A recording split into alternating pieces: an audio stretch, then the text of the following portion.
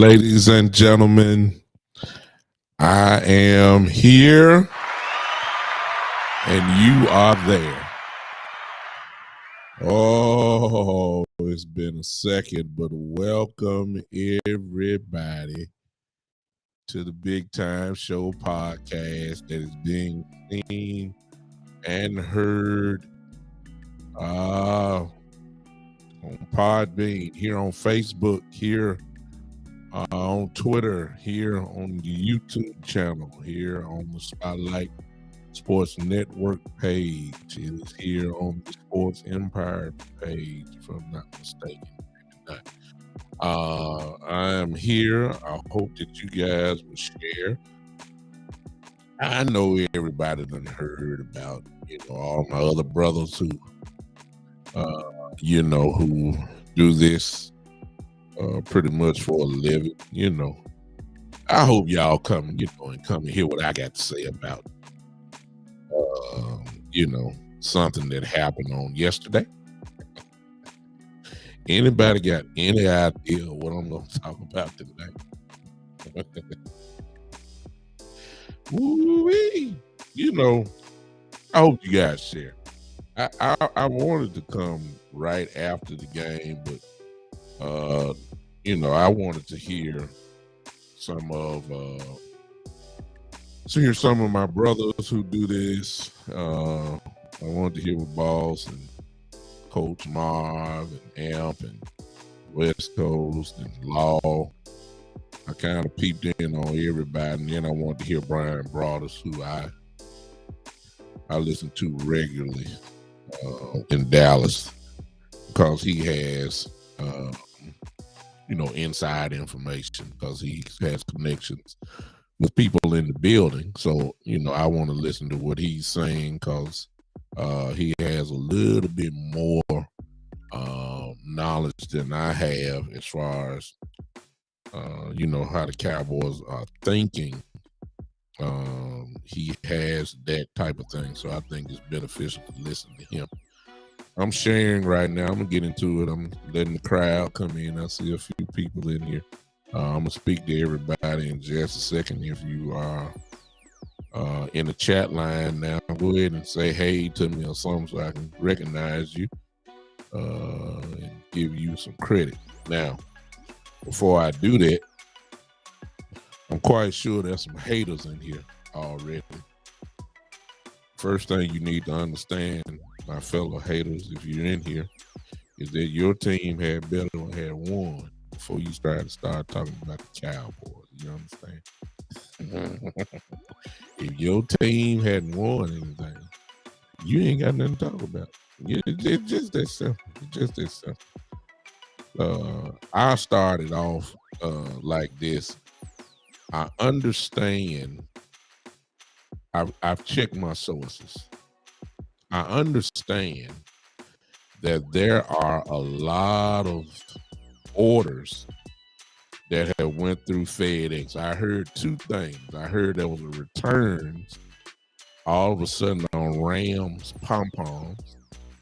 I heard about that. And then I heard that there is an extreme amount of orders for Philadelphia Eagles pom-poms. I heard about that.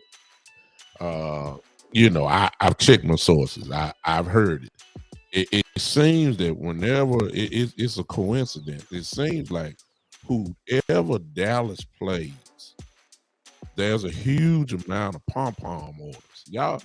Have y'all heard that? I mean, I'm coming to you in a second.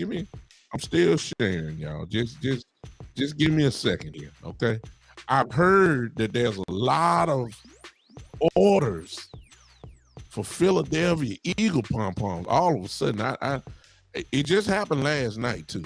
I heard that there was a lot of return for Los Angeles Rams pom-poms last night. I heard that. That's what I heard. Now, maybe some of you got connections like I got. I've heard that. FedEx is just working overtime because people are sending stuff back. They still got a receipt on the pom-poms. The tags.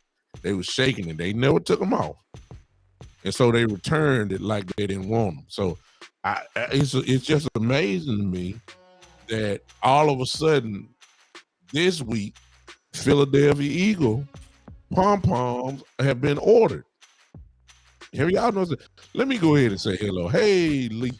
Hey, Miss Ty. I see y'all over there. What's going on? Hey. What's going on? Let me get over here to the house over here. Let's see what's going on. Yeah. What's up, Gary? Yeah. Lee Harrison, what's up? Yeah. Joe, what's going on? And to all you others that are looking and ain't speaking, what's up? What's up, Mike? Yeah, Marlon, my brother, my friend for over almost 30 years now. I've heard y'all, Michael, Coach Breedlove. I've heard, maybe y'all done heard it. I don't know. I've heard about it. Now, look, for those that are listening, what's up, Newt? What's up, Howard? Howard Q in the house. What's up, Newt? Newt, listen. Ron, Ron? What's up, man? What's up, Ron? What's going on? Listen, I've heard. Maybe y'all done heard. I'm gonna start talking about yesterday, but this is what I done heard now. Y'all come on in, right? Listen to me now. I've heard that a lot of orders went back to FedEx. There was a lot of people that had Los Angeles Rams paraphernalia. I heard that. Pom-poms, cheerleading uniforms, hats, all of it. What's up, Tavis? I see you. I've heard that they sent it back. Okay?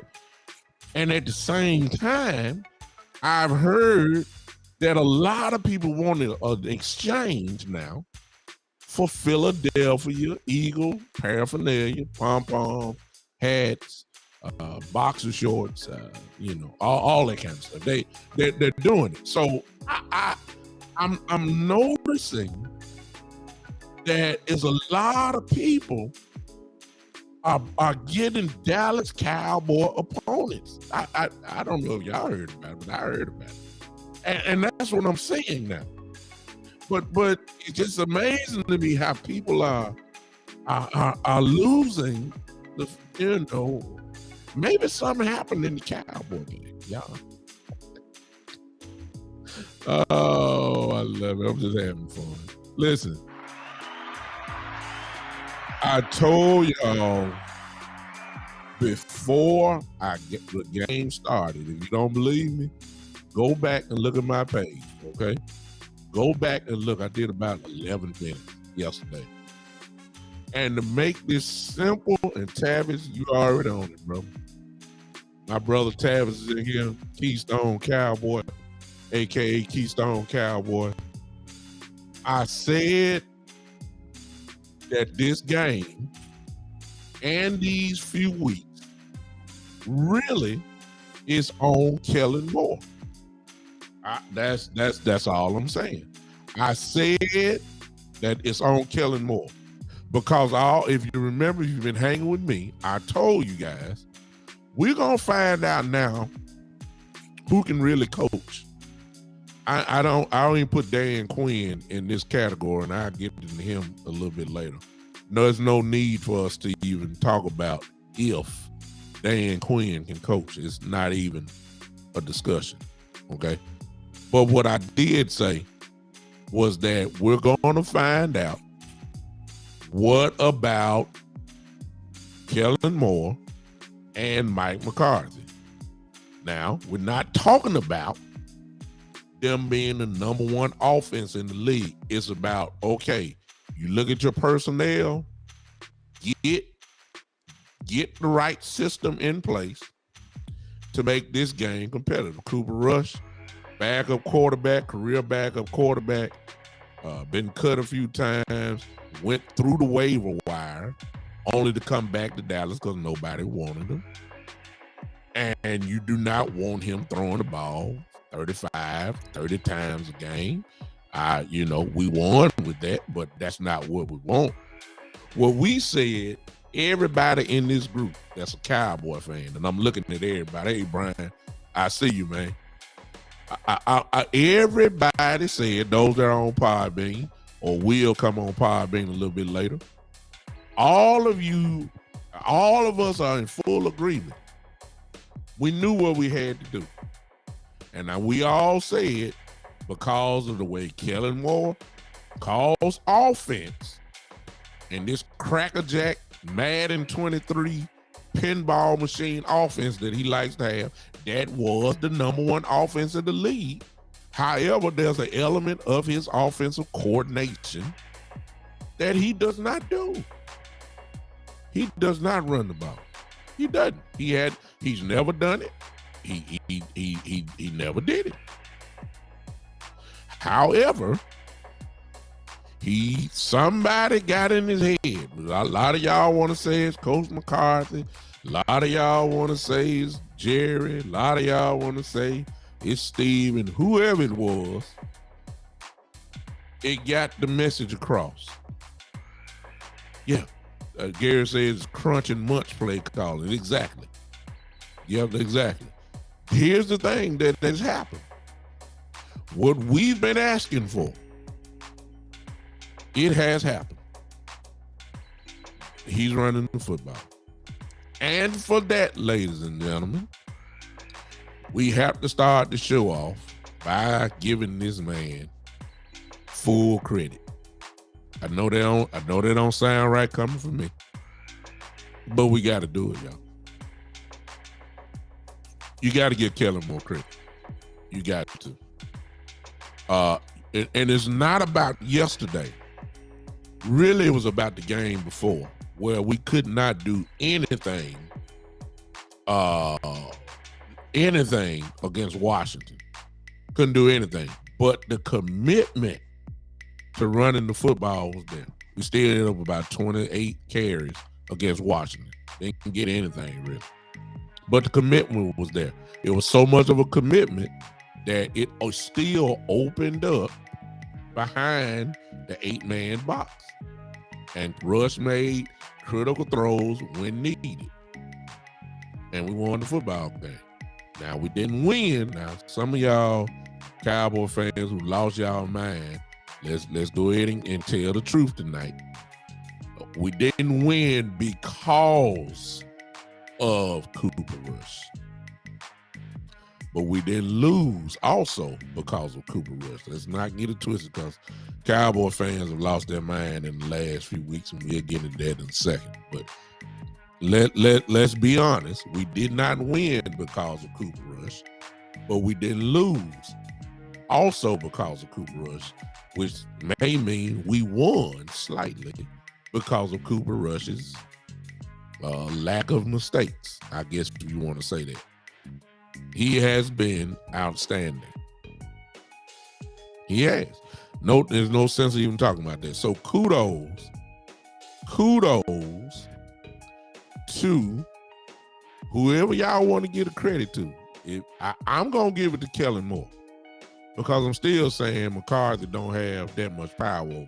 He can make suggestions.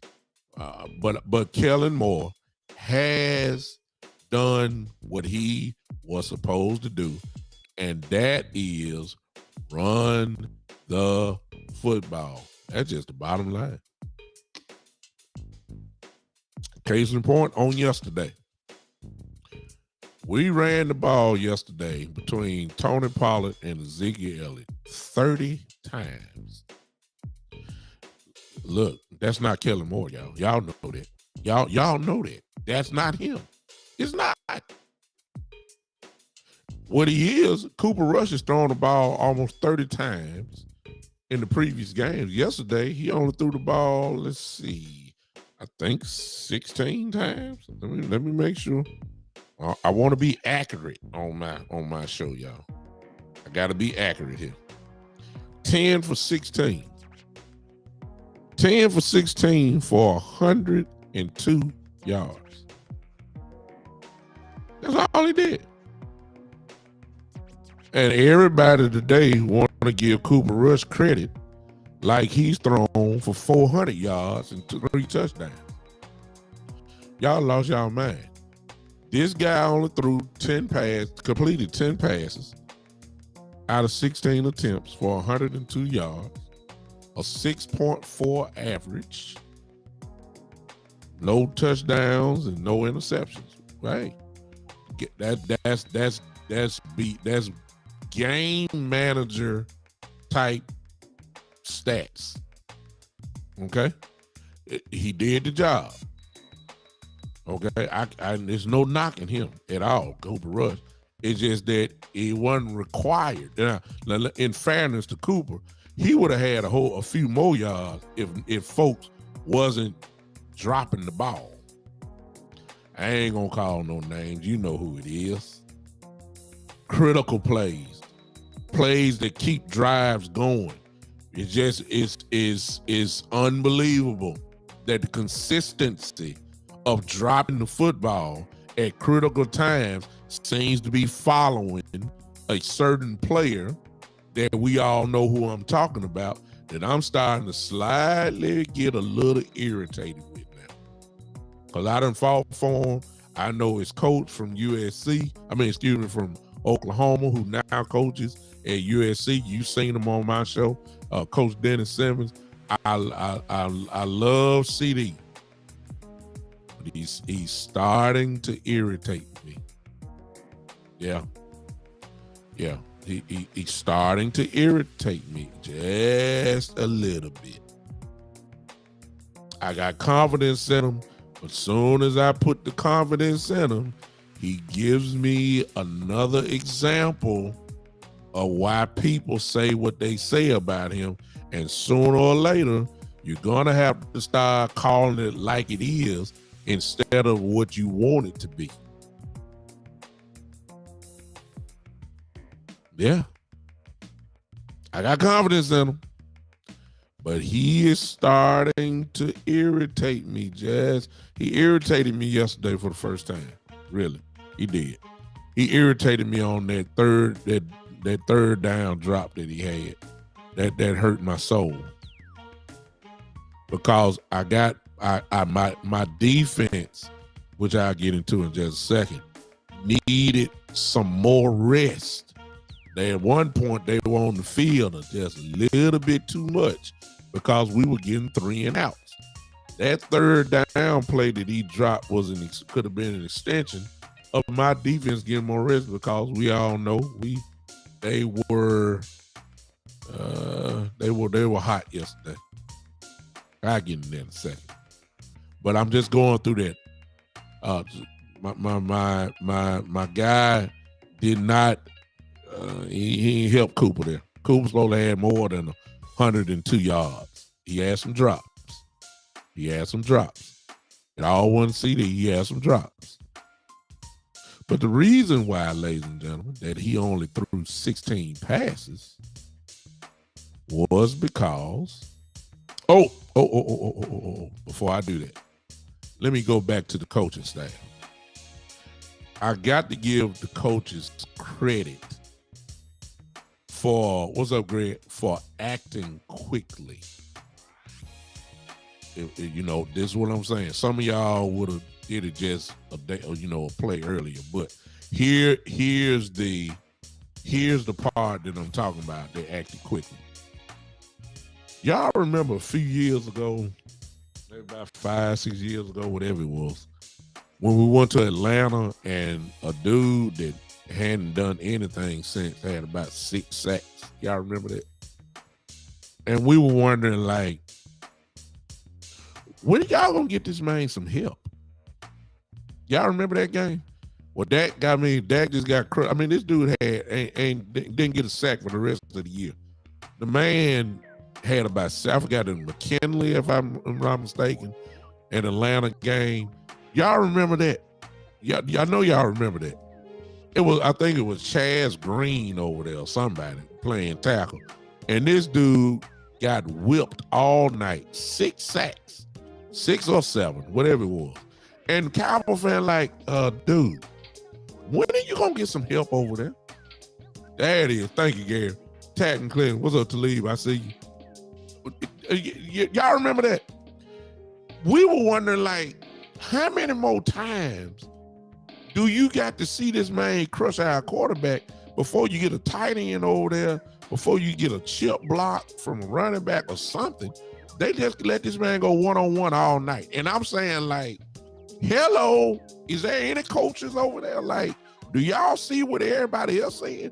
Why do y'all have confidence in this dude getting cracked over there by this McKinley dude who ain't done nothing before and then after?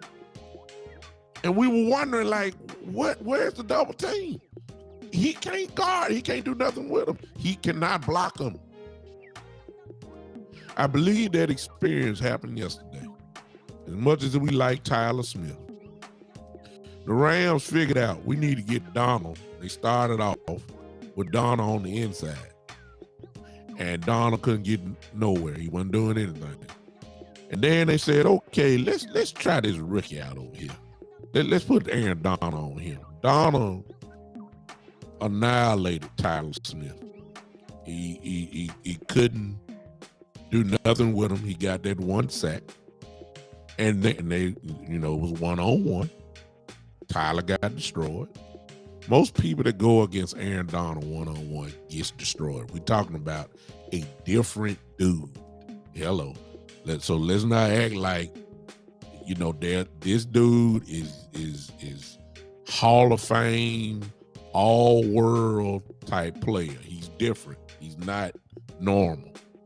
He's been blessed by God with that most football players do not have. He's special. And he treated Tyler Smith like he's never played offensive line before. They let it go one time. They did it again. They came back and he got him again. That's the last I heard of Aaron Donald.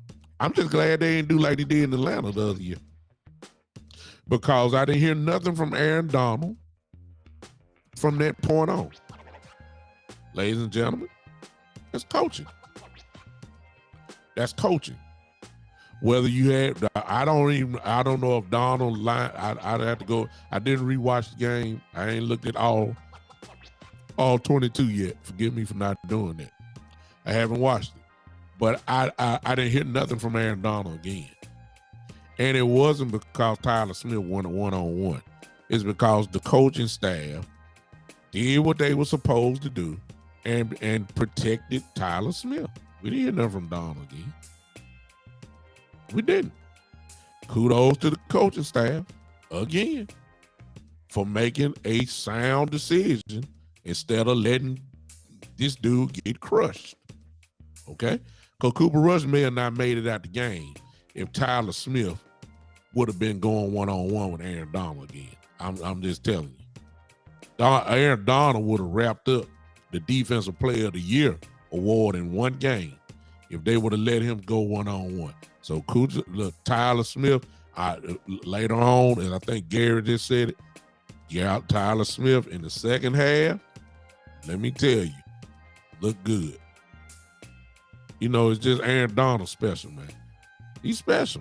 Hey, that's why he got paid the big bucks. That's why he's a first-team All-Pro every year. That's why he's going to Hall of Fame soon as he, after his 5 years of eligibility. It's no question about that. That's why he's been Defensive Player of the Year multiple times. That's why he's regarded as the best defensive player in the last 10 years. You can't do it. He got baptized yesterday. That mistake won't happen again. Kudos to coaching staff. Now, the reason why Cooper Rush did not throw the ball is because we ran the football, which means that same Aaron Donald in the running game was getting beat up because this offensive line, y'all, if y'all been with me, y'all already know you ain't hearing nothing but repeat stuff. What have I always said, y'all, for those that been with me? It's always best for our offensive line to go forward than backwards in pass protection. If you let these guys go lay on some folks, hit some folks, you're going to get some positive results. I've been saying that for years. They ain't just started with the Big Time Show podcast. I've been saying this since 2010, 2009, and all that. You know, let the guys hit folks. Let them lay on them. They'll move people out the way. That's what you saw yesterday. Even though Ezekiel Elliott didn't get 100 yards, he ran the ball pretty good yesterday. He's not that dude anymore. I don't know why everybody get excited about these Instagram videos. Well, Ezekiel Elliott hollering and skipping and, looking great against air. Yeah, he all world against air, bouncing and spinning and hopping and jumping and hollering and all that. Y'all seen the video. Everybody, he looks in excellent condition. I'm looking for all that speed in the real game. He just ain't got it no more. I'm not saying he's not effective. He is effective. He just ain't that he's not explosive.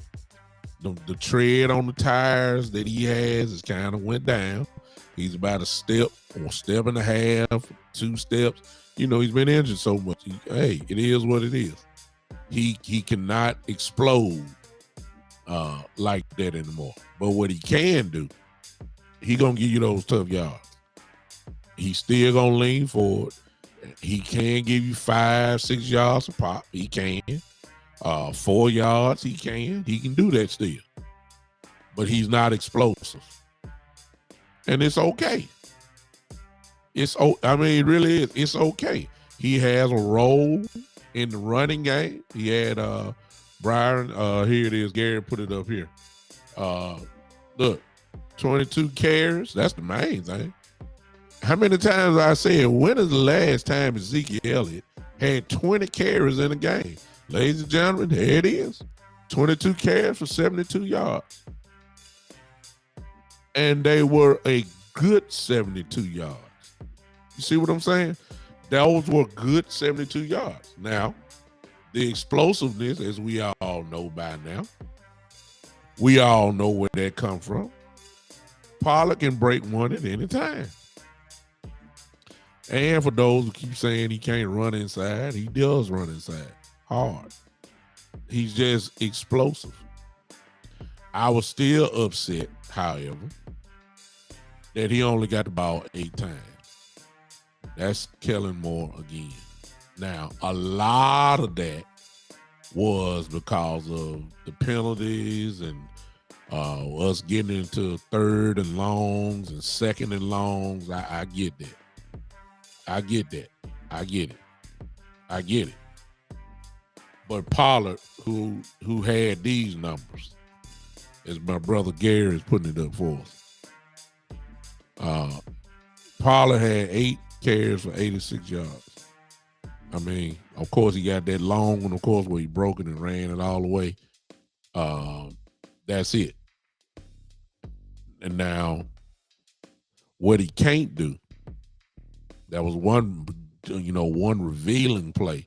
And it really shows you why he cannot be a starter for us.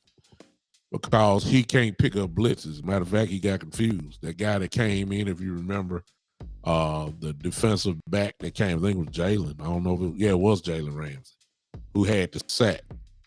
Pollard was looking inside when he should have looked outside. He can't. He's nowhere near in the same neighborhood as Ezekiel Elliott. So he's not a complete back. What he can do, he can run the football. He can do that. He can catch the football if they finally start, throwing it his way. He can definitely do that. But when it comes to pass blocking, he got a lot of work to do. He's not even, he's not even close. You got to recognize this stuff. You got to know where to slide. You got to be looking. He's not there. So for those that say, Pollard should be starting, let Zeke. No. He's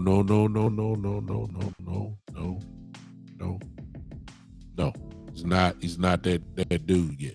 So I want to make that perfect clear. But when he does, hey Richard, I'm on Podbean now. I think he's left because I didn't hit there in time. Hey, what's up, Smoke? I see you, man. Saturday Night Smoke in the building. What's up, man? I see you. Richard asked a question, do I think Jerry's sticking with Rush or moving to Dak in the coming weeks? Oh, I'll get into that a little bit later. Richard, if you're here, I'll get into that just a little bit later. I'm saving the best for last. That's what I'm trying to do. And it ain't that topic, but I'm gonna push that down. I ain't even talking about the Eagles yet. But Zeke Elliott and Tony Pollard combined, not to highlight the negatives, they did far more better than they did negative. So they did an outstanding job running the football. No doubt about that. That's how we got to win, y'all, offensively. Until a certain guy comes back, because there are some throws that nobody don't want to admit. There are some throws that Cooper Rush misses on that Dak will hit. Dak will not throw for 100 yards. He will not. Dak is quite capable of throwing for 350. We don't want that. What's up, Roger? What's up, man? Long time no see, man. Where you been? What's up, Rod? Matter of fact, where you been on Podbean? How about that? Talk to me. Let me know. I'm interested. I ain't forgot about you, bro. What's up? Dak can do it. And the defense will respect Dak a little bit more than they do Cooper Rush. Now, I believe I got you, Rod. What's up, Casey? What's up, Apostle Allen? What's up? Yeah. I see you, Rod. I got my answer now. I see what you're doing. Let's not get it mistaken, y'all. And I'll get into that just a little bit long, but the way that things are going now, well, let me stop. Let me stop that. Let me come on back now. Let me come back. I'll say that for last. Our defense. I see you, Hot Rod. I see you. Our defense, y'all.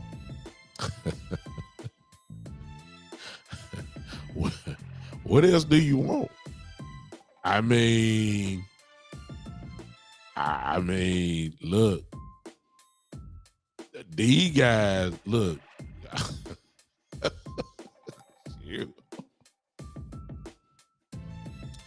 If they not the best defense in the league, it's not but one more defense that really got a claim to this, if you ask me. And that is, I hate to say it, but it's just the truth. That is the San Francisco 49ers. Look, there's no better defense in the league than the Cowboys and the 49ers right now. No defense. No defense. It's not the Bills. It's not, look. It's no other defense. Our defense, ladies and gentlemen, they are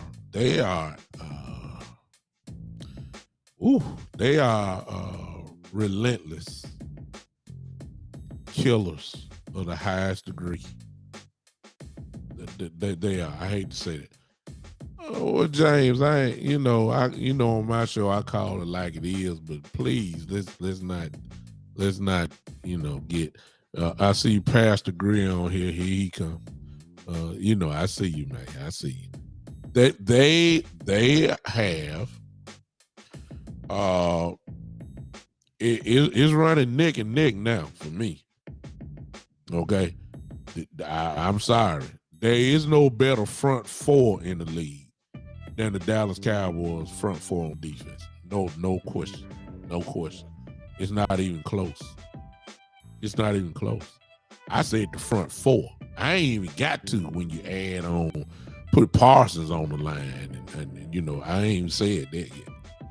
I'm just saying there is no better front four in the league than the Dallas Cowboys front four. Can't name one. The 49ers are better. The 49ers are better at linebacker than us. I'll give you that. But secondary wise,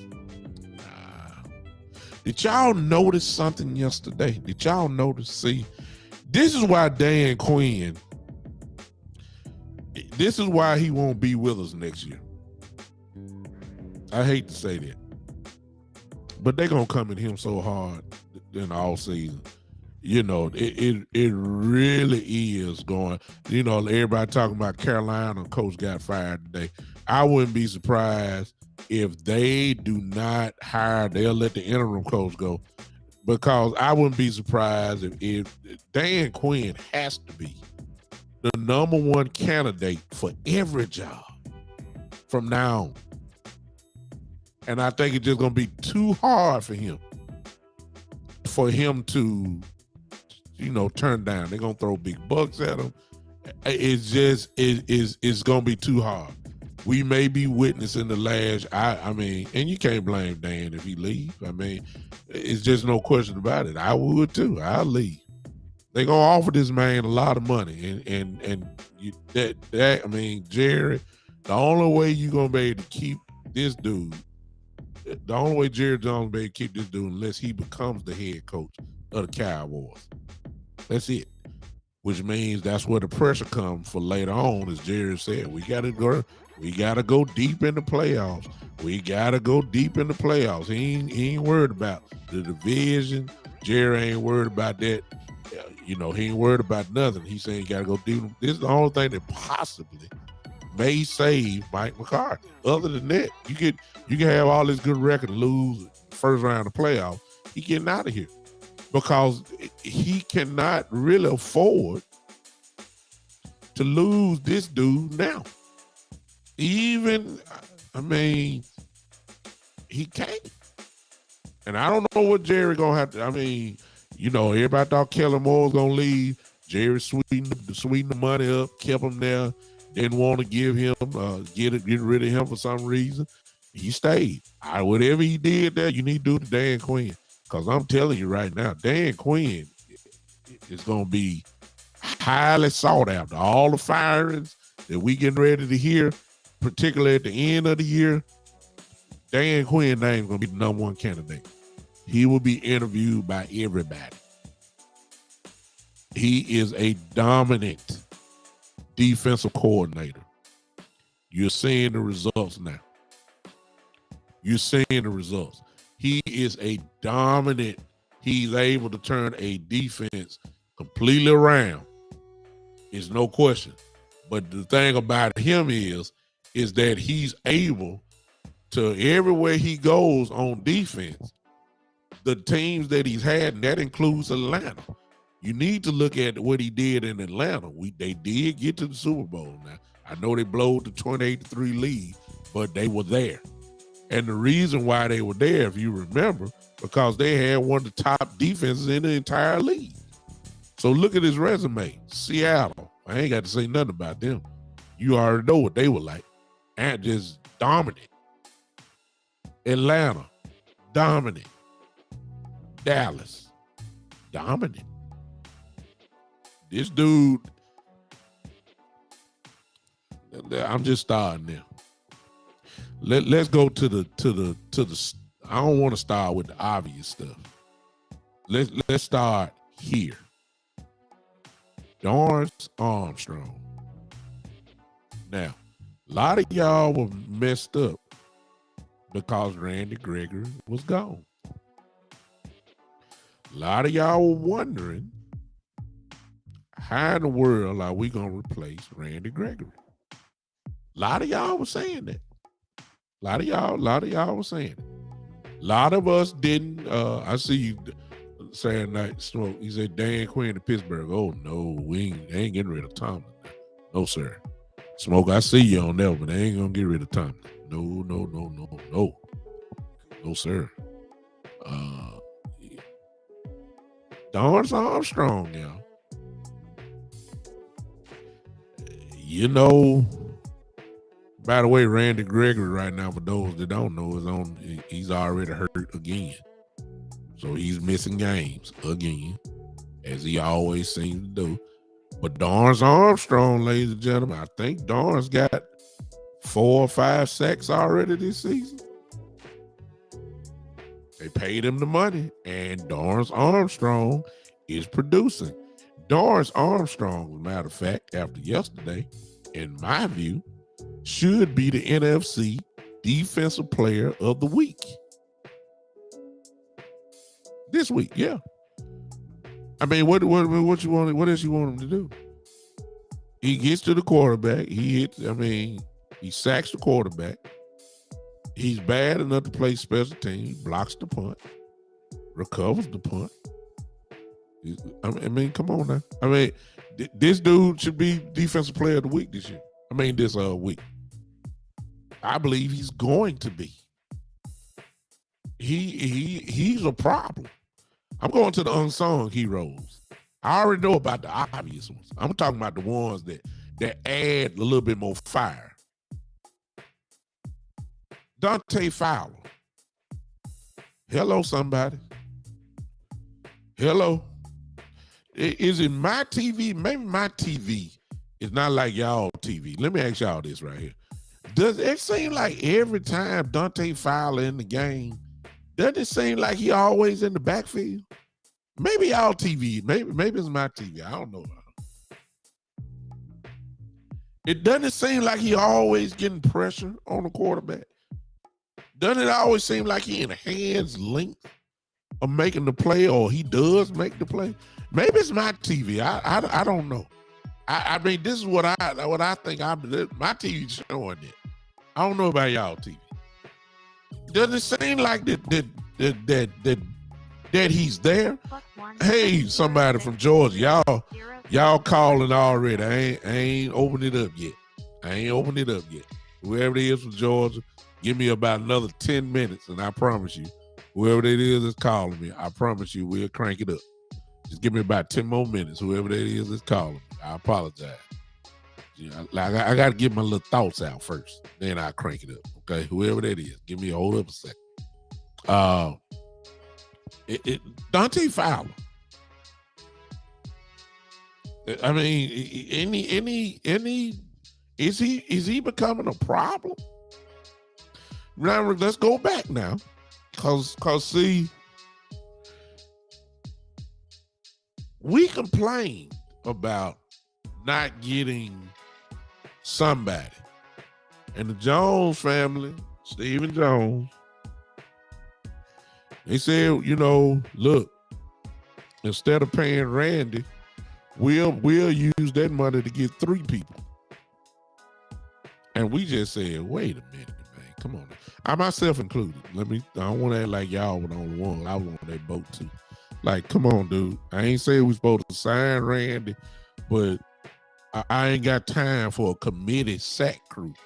I ain't got time for that. I need somebody gonna get in there. Well, today, let me go and say this right now. It's looking like Jerry and Steven, bad as I hate to admit it, they were right. Because Dorrance Armstrong and Dante Fowler, and yes, Michael Evans, who just said, and Sam Williams are becoming a serious problem. Look, we ain't even got to Basham yet. Y'all do realize Basham is coming back, right? Basham is another problem. This thing ain't gonna even get better. You got Terrell Basham that still ain't in there yet. I mean, look what they doing now. You add a Basham to this, there's no rest. DeMarcus Lawrence. Hey, man. Lights out. I'm shocked. I mean, I'm not questioning DeMarcus Lawrence's heart, because I know he got that. I'm talking about his productivity. And particularly, I'm talking about pressures and sacks. DeMarcus Lawrence have been playing out of his mind so far. Yes, he has. And we're not just basing it off sacks. See, you have to go to the 22 to see what he's doing, all 22. And I'm telling you, for those that have all 22, please go watch DeMarcus Lawrence so you can see exactly what I'm talking about. He is a real problem. He done went back in the fountain of youth. D-Law is you have to go. If you base it off sacks, you're gonna miss it. I'm just all I'm gonna tell you. You need to see what he is doing, how he's holding his ground. You need to see how well he's playing against the run, which he always has. But the pressure that he is getting this year is crazy. You got to go look at it, man. I'm serious. If you're blessed to have all 22, you got to go look at D-Law. And once you look at it, you'll see what I'm talking about. Coach Breed Love, thank you. I was coming down the line. Vale Gallimore. Let me tell y'all something, man. He has, again, when it comes to Gallimore, if you're basing it off sacks, you're going to miss it. You got to go look at Gallimore all 22 and look how he is manhandling people, throwing them off and all that kind of stuff. And he's getting to the quarterback. I mean, this front four by itself, any mixture of them, Lawrence, Osei, Tristan Hill, Gallimore, Fowler, or Armstrong, whichever mix you want to put in as your front four. Now, your front four, I ain't talking about Parsons being on the line. I'm just saying your front four. Lawrence, Armstrong at the ends, Tristan Hill, Gallimore, Bohanna when he come back, Osei. These guys, man, look, there's no better front four. Y'all got to see this, man. These guys are just hungry and they're dominant. Now, Michael Parsons. All I can say is, Lord have mercy. That's all I can say. I mean, what else can be said about this dude that hadn't been said already? I mean,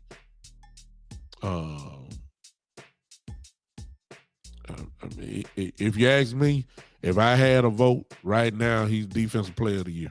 Right now, he's Defensive Player of the Year. It is no question in my mind. He's a game wrecker and a game closer. That's what you saw yesterday. She shut it down. He pulled the plug on the folks. Let's go home. That's what he said. I know my groin hurting. I can't run side to side. But if you heard his interview, he said I can rush. Just put me in on third down. I'm good. Just put me in on third down. I'm good. That's all I need. If you give me that, I'll deliver. He shut it down. He pulled the plug. It's kind of like them old concerts. Just like this plug here, pull it out. Let's go home. It's not this. Look, he turned the lights out in SoFi. Michael Parsons shut it down. He said, look, he pulled the plug, turned the lights out, gave the cutoff notice, no more lights. It's over. I got it. I put the team on my back. I got it. I'm going to shut it down. Everybody talking about Aaron Donald and how he shut down the Super Bowl last year. I'm going to do it in his house to let everybody know I'm the man now. That's what he's saying. Growing sore, can't stretch good, had to get it taped, all that kind of stuff. Michael Parsons said, tape me up. Tape me up. Tape me up. You don't need to play. Tape me up. Tape me up. Now, do you realize your groin is tape me up? I got business to handle. My team need me. Tape me up. you can't. You sure that you shut up? Tape me up, man. That's what he said. Tape me up. Don't look. Do you realize you may probably hurt yourself more? Tape me up, man. My team need me. Tape it up. I'm going out there.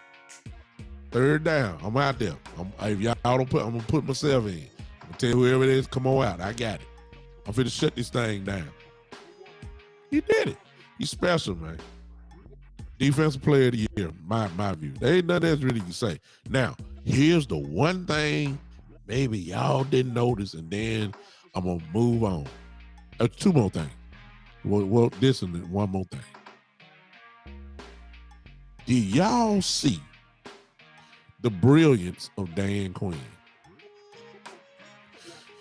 Here's the brilliance.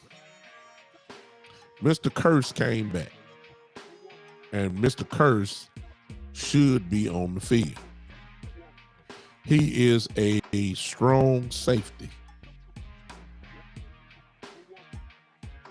But Donovan Wilson has been playing out of his mind. Certainly, you cannot take Donovan Wilson off the field, right?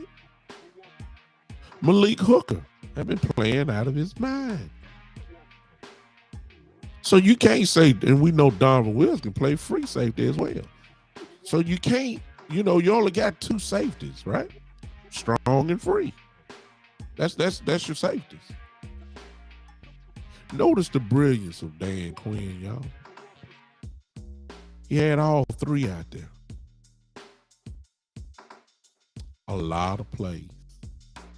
What he did was he put Curse down low. He played a little outside linebacker yesterday. 225 listed.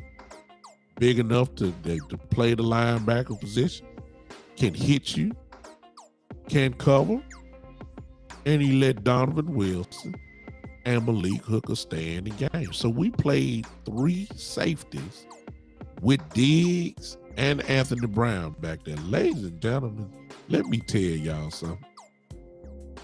If you put Curse and leave Donovan Wilson in there and Malik Hooker in there at the same time like they did yesterday, let me tell y'all something. We're going to have a real good year. You can't take Donovan Wilson off the field. Dan Quinn knew that. I know Curse came back, but you can't take Donovan off the field. He too hot. Donovan Wilson, ladies and gentlemen, is playing. I ain't say he's there, but I'm telling you, please show me some safety that is playing better safety than him. He's playing at a Pro Bowl level. Exactly, Coach Brewer. Anthony Barr, no doubt about it. Our linebacker playing. He's affording Parsons to line up on the line. Barr is a proven veteran. Knock your head off. Great blitzer too. But the brilliant move was keeping the three safeties in the game, man. Listen to me. Woo! Man, look. Y'all just don't understand how dangerous that is. The range that Donovan has. The range, of course, that's what Malik Hooker's known for. We talking fast. And Curse came in, looked like he picked right up from where he left off. And I don't know if he's 100% or 90%, I don't know what it is. But he looked good to me. And let me throw this in, y'all. As much as y'all like to talk about him, and I got him too. Let me tell y'all something. I ain't saying all pro. I ain't saying Pro Bowl. But look, LV ain't playing too bad, y'all. Okay. LVE is not playing that bad, y'all. He looking pretty good to me. I know y'all. Okay. I'm just saying. LVE is not looking that bad. He's not. He's looking pretty decent to me, y'all. He's getting in there on blitzes. He's tackling. Hey, I'm just saying. I ain't saying he all pro again. I ain't saying that, but he was an all pro before, y'all. Okay. His first year, he was an all pro, not Pro Bowl. He was all pro. So you ain't forgot how to play. You know, maybe it was injuries. I don't know, but he looked good to me. That's all I'm saying. He looking good to me. All right. Now, last thing, then I'm going to open up the lines. I think it's time that we talk about something that we don't give a lot of press to, and I may be the first one to really. Yeah. Oh well. Yeah, Brian. I'm just calling it like I see it. You know, LV hadn't had a couple good years. A lot of that was due to injuries. No question about that. But he looking good right now. That's all I'm saying. He looking real good. Now, the last thing we got to do, because we don't talk about it on podcasts. You don't hear it on ESPN. You don't hear it on Fox. You don't hear it on First Take. You don't hear it on Undisputed. So I know that you don't hear it because I watch the shows. I know you don't hear it, but I might be the first one. I don't know. We got to go ahead and anoint Bones, our special teams coach. He's the best special team coach in the league. Got to be. Since he's been with us, how many block punts have we had? Kickoffs, kickoff returns with Pollard back there. Turpin don't get too many chances right now, but he got one in and gave us. He as soon as he got it, he gave us a good punt return, put us in good field position. It is. Bones has got to be the best special team coach in the league. I think we got to start recognizing him because let me tell you something. You got 3 units: offense, defense, special teams. That our defense is dominant. Our special teams is dominant too. If you got 2 of the 3, you gonna win a whole lot of football games. I'm just saying. Bones deserves some credit. Bones is Coach Fossil, however way you want to call him. He is, in my view, I don't know another special team unit better than Dallas Cowboys the last 2 years. No way. We blocked about 2 or 3 last year. Kickoff returns, kickoff coverage. He's turned Kelvin Joseph into a special teams dominant player. Kelvin Joseph, look, quiet as it is kept. Kelvin Joseph may make a Pro Bowl this year as a special teams player. Yeah. Kelvin Joseph is dominant. Boss man fat. Oh my God. Are y'all seeing what I'm saying on special teams? He makes every tackle. Every tackle.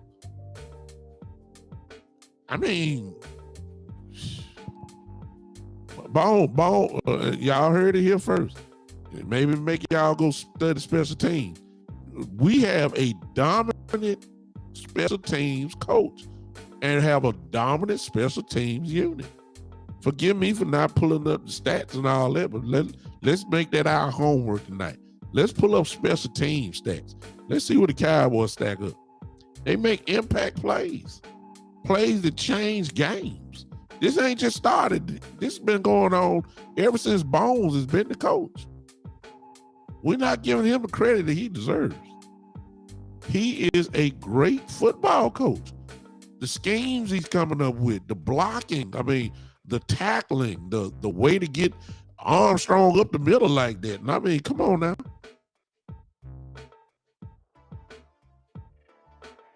No, Brian, I ain't gonna do that. I'm just calling it like it is. We don't concentrate on that. All we concentrate on is Kellen Moore, Dan Quinn, maybe Coach McCarthy. And in the process, man, Bones has been, look, he has been special as a special teams coach. And maybe we can even start. And you know what? I'm going to, this just off the top of my head from yesterday. I haven't studied the special team stats. So I may be off in the total assessment. But what I do see is the last 2 years, our special team unit has been outstanding.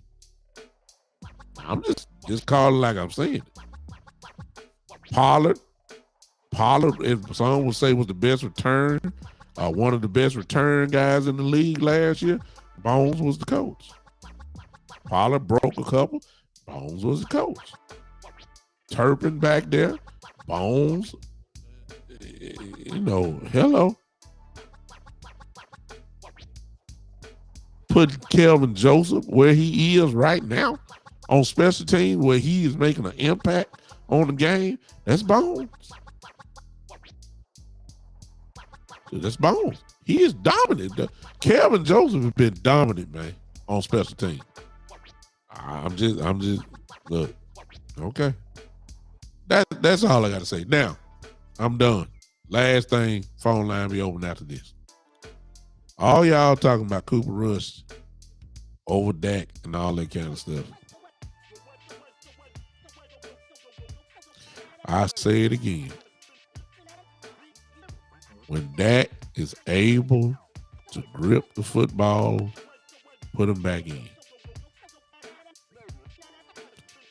If he's not, I ain't talking about 90%. I need 100% that he can grip the football again. Not 99.8. No. That two ounces there might cost me a fumble. No, I don't want that. I want 100% for that. When he's at 100%, put him back in. Not 80, not 85%. It's about to get cold. It's probably going to be cold in Philadelphia Sunday night. We don't need no cold. Look, if your thumb ain't right, sit down. That's all I'm going to say. Until then, Cooper Rush needs to keep playing. Unless Dak Prescott is 100%. I don't care nothing about the winning streak. The reason why we won the games that we won, as much as some folks don't want to admit it, it is because this defense is not letting nobody score. The world champions yesterday. I understand they got injuries, and I understand that. But Sean McVay is too good of an offensive coordinator, too good of a schemer. We held the world champions down to 10 points yesterday.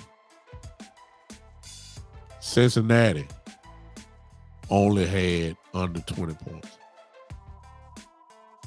Tom Brady only had 17 points. This defense is the reason why we're winning, y'all. It's not Cooper. Cooper is not allowing us to lose. I'll give him that credit because he's not making mistakes. But we're not winning because of Cooper Rush. Y'all see the difference? We're not winning because of Cooper Rush. We're winning with Cooper Rush. It's a difference. We're winning with Cooper Rush. We're not winning because of Cooper Rush. We're winning because of this incredible defense that's going on right now. That's why we're winning. They're shutting people down. Bottom line.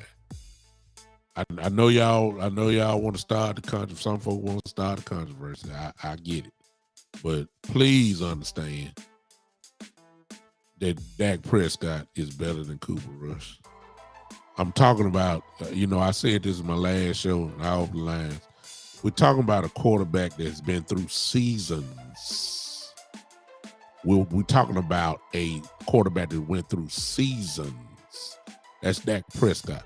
A couple of those seasons have been Pro Bowl seasons, which means you're one of the best in the game if you're selected as a Pro Bowl quarterback. Seasons. Dak, I think, been to Pro Bowl twice. 2 or 3 times, whatever. He's a Pro Bowl quarterback, 47, almost 5,000 yard guy, number 1 offense in the league for couple years in a row. That's because you got a quarterback. You don't have a quarterback, you're not going to be number 1 offense in the league. You're number 1 offense in the league because you have a quarterback, among other things, but you have a quarterback. This is what Dak brings to the table. Cooper Rush, God bless him. Great playing so far. Great game manager. 5-0, 4-0, 5-0, whatever, but that's it. 5.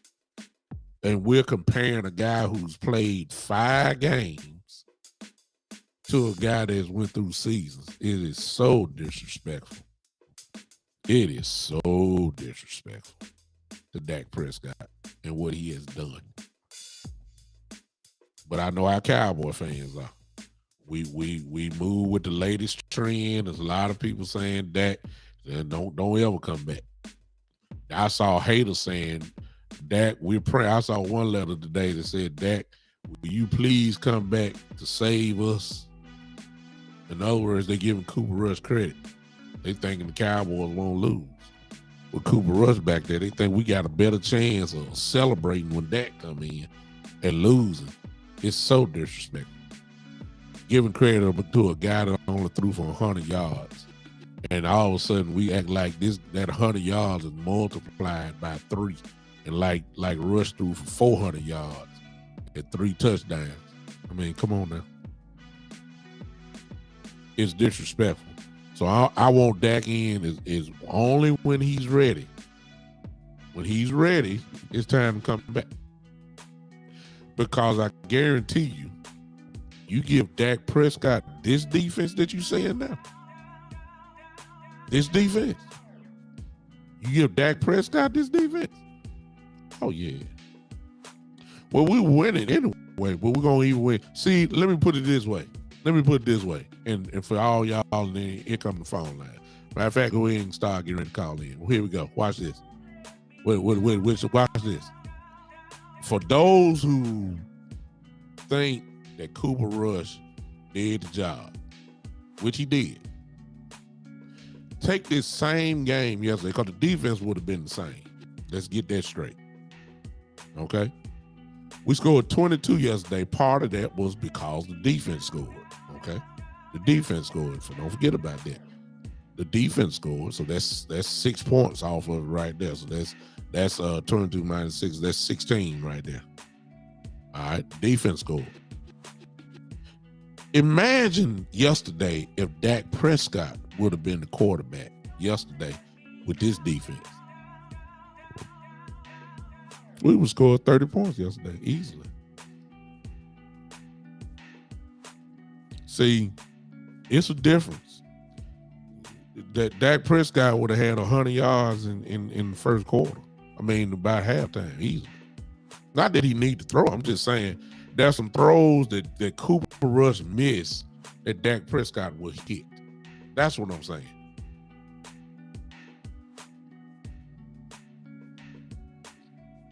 A lot of y'all talking about, I don't like the disrespect. I'm sorry. Talking about he's so smart. He's so smart. Ladies and gentlemen, Dak Prescott has been the captain of the ship of a number one offense in the league, or a top 3 offense in the league for the last 3 or 4 years. Doesn't that take smarts? There's a lot of plays that Dak checked into. That caused some serious damage for. Have we forgot? Y'all gonna let 4 or 5 games, huh? I understand, it's a big difference when you win with somebody and then because of somebody. I think Russell Wilson in Seattle was the perfect example of that. When he first came in, they were winning with Russell Wilson, but it was the defense from Seattle back then that was winning. And then they flipped. And Seattle started winning games because of Russell Wilson. because he got better. Huh? We're winning with Cooper Rush. We're not winning because of Cooper Rush. Cooper Rush is not making mistakes. That's good. I mean, I'm not knocking Cooper Rush at all. I'm just coming against this craze that his folks believe that this dude is better than Dak Prescott.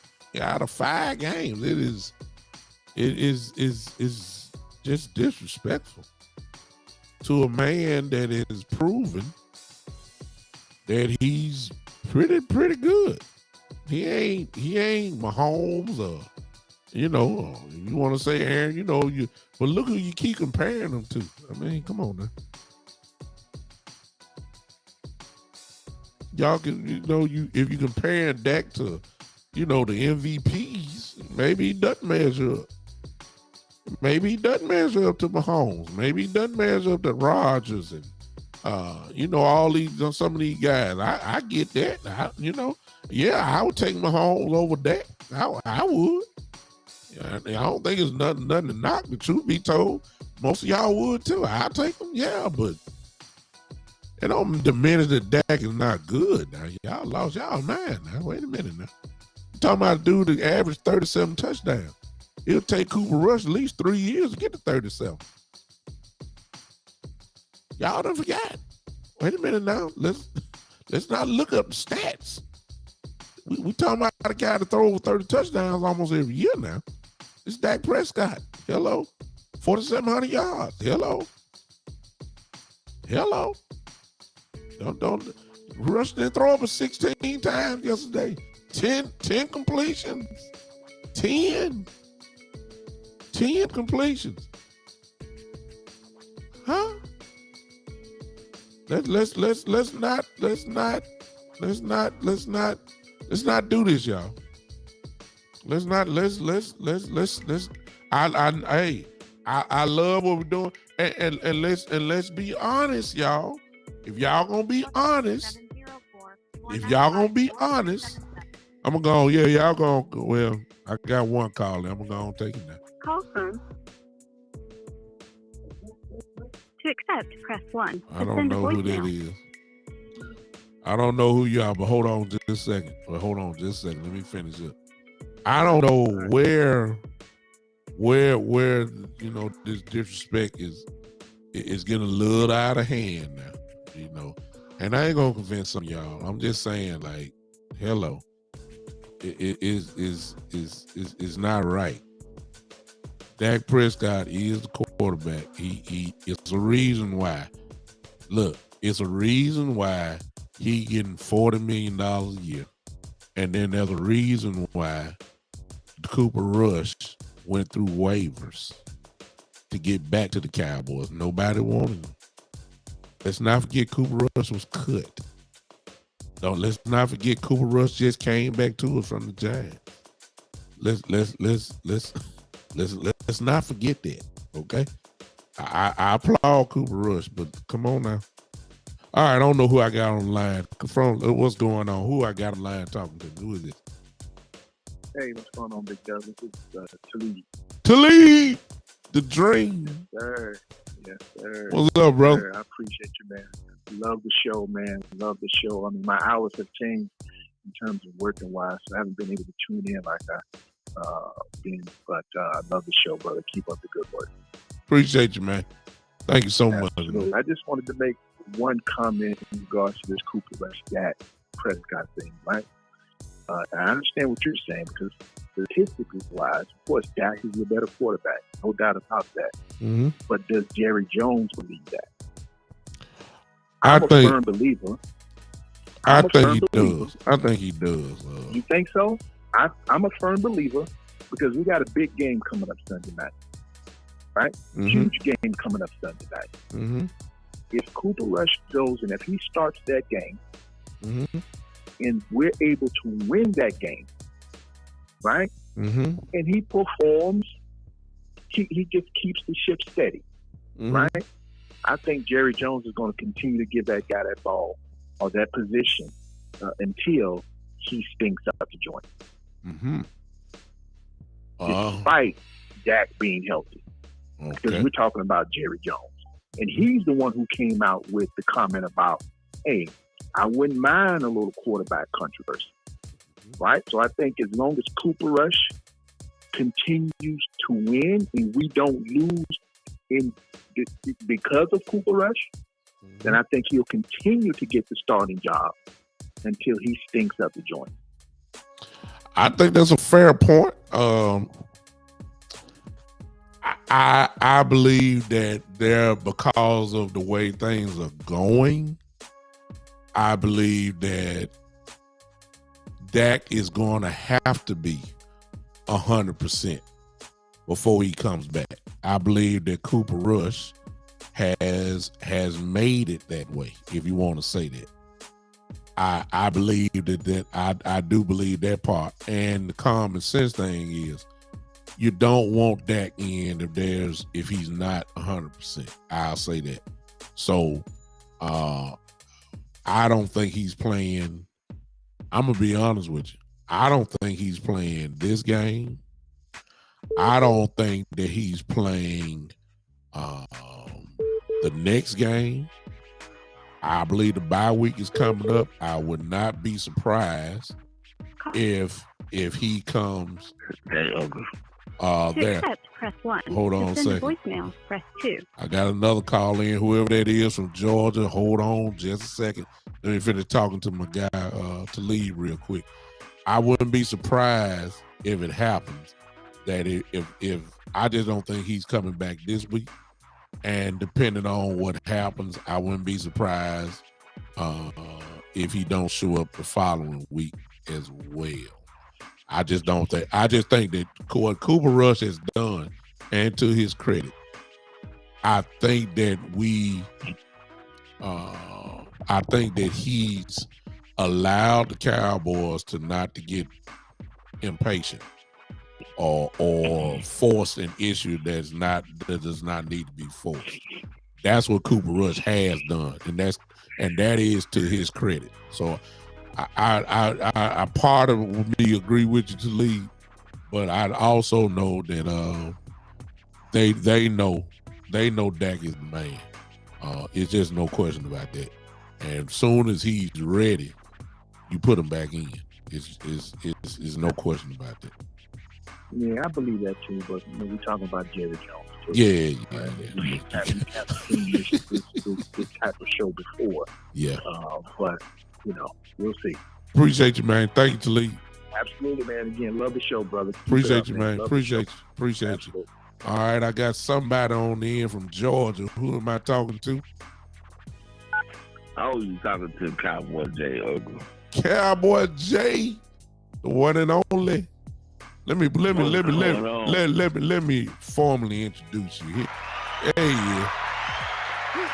the crowd goes wild. Well, the crowd appreciate you too, brother. You in the house. What's going on, man? Well, we winning. The bottom line. We winning. We got a formula for winning. Yeah. The defense playing well. Mm-hmm. And I'm just happy. How much? Wow. Let me ask this question, Cowboy. See, a lot of this stuff, everybody wants to say rush and everybody wants to say the defense. I'm still with Kellen Moore because Kellen Moore in the last 4 weeks has changed his whole philosophy of how he plays football. And I hope he has learned this is the way to go. Even when Dak comes back, I hope he understands this is the way we are supposed to play. I hope he does, but go ahead. I think Kellen Moore deserves credit. Man, the NFL is a strange lady. Wow. And when you get to mix some formulas together, yeah, it don't take much when you change that formula for the whole recipe to get the hold on. Yeah. And I say that because sometimes you have too much. Yeah. Call from. I'm listening. To accept, press. Hold on. Coach Mark. Yeah, I got Coach Ball. yeah, coach in the cage waiting on, just waiting, y'all. Hold on. Hold up, coach. Hold up. Man on deck. Uh-huh. Go ahead. Well, I'm gonna get out of his way in a minute. Now, it ain't all Cooper Rush. He doing just what he need to do. Not too much. He ain't going overboard. He ain't killing us.